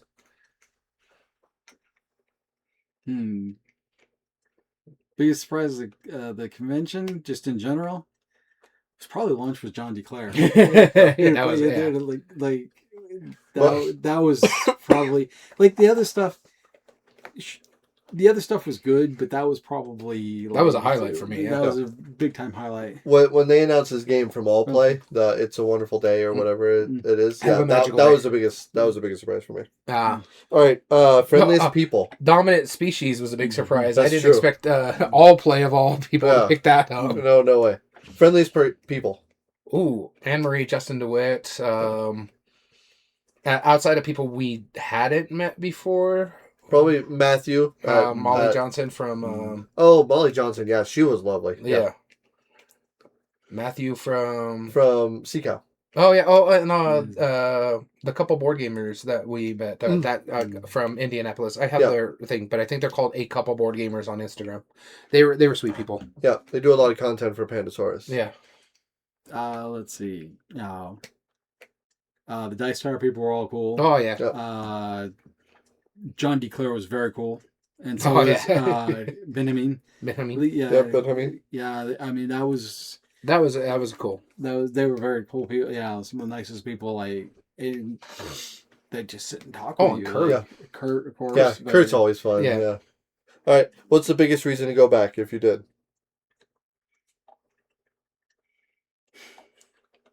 If we take the entire crew. something like that. It'd have to be something special, not Yeah. not A special just- occasion. Okay. Yeah, not The just- fact that we can maybe see a basketball game To beforehand. send our friend Gamehead Geek into the running of the nerds. Hey, and here you go. Film him. Have fun. Yep. All right. What is the game you're most glad you got? Other than the one that we're giving away, just because it's a fantastic game, even Yeah. though we're not fans of the new look of it. Mhm. For me, probably that I haven't played. For sure, it's the Caution Signs. I always just want more stuff of that. But probably the Shards of Creation, the trick-taking game from Brotherwise. not your enamel coins for Mistborn. No, I mean, that's cool, but that's not the game. I played That's that true. game before. What's the game you're most happy you got? Well, from the standpoint of because I had a lot of expansions, there was actually only one game I bought that was new. But Yeah. if you want to include the expansions, I mean, for games I've already played, Hero Escape stuff, 100%. Being able to get some of the harder to find stuff. And then, of course, Shadows and Brimstone, because that was actually, I mean, it's nice because I did the demo. It doesn't go on my shelf of shame. That's true. It's true. Honestly, the That best works. thing I bought, though, was the record from Midnight Syndicate. I'm Oh, really yeah. happy with Because that. we played that during our Yeah, game night. Yeah. And then lastly, which game did you miss out on? Are you sad that you missed out on the most? We didn't There's get everything. no game that I'm sad I missed out on. I wish they had the surprise shipment expansion from CGE for the Lost Ruins of Arnak, but other than that, if I missed out on it, I missed out on it. I can pick it up later. Yeah, for me, it was the same thing. It was either, you could say, oh, I missed out on Drillers, but I can pick it up later. And it was the same thing with the I guess Lost Dracula's Ruins. Fortune, because it was so hard to find and they had a decent price, but honestly, I was fine. I'd already spent a lot of money. Yeah, that's just, I don't feel that I really missed out on Yeah. anything. It's just like, okay, I'll get it later. I'll Yeah. pre-order it. I'm or I'll- sad I missed out on the Final Girl promos, but I wasn't about to pay those prices. Fair enough. That's fair. Yeah.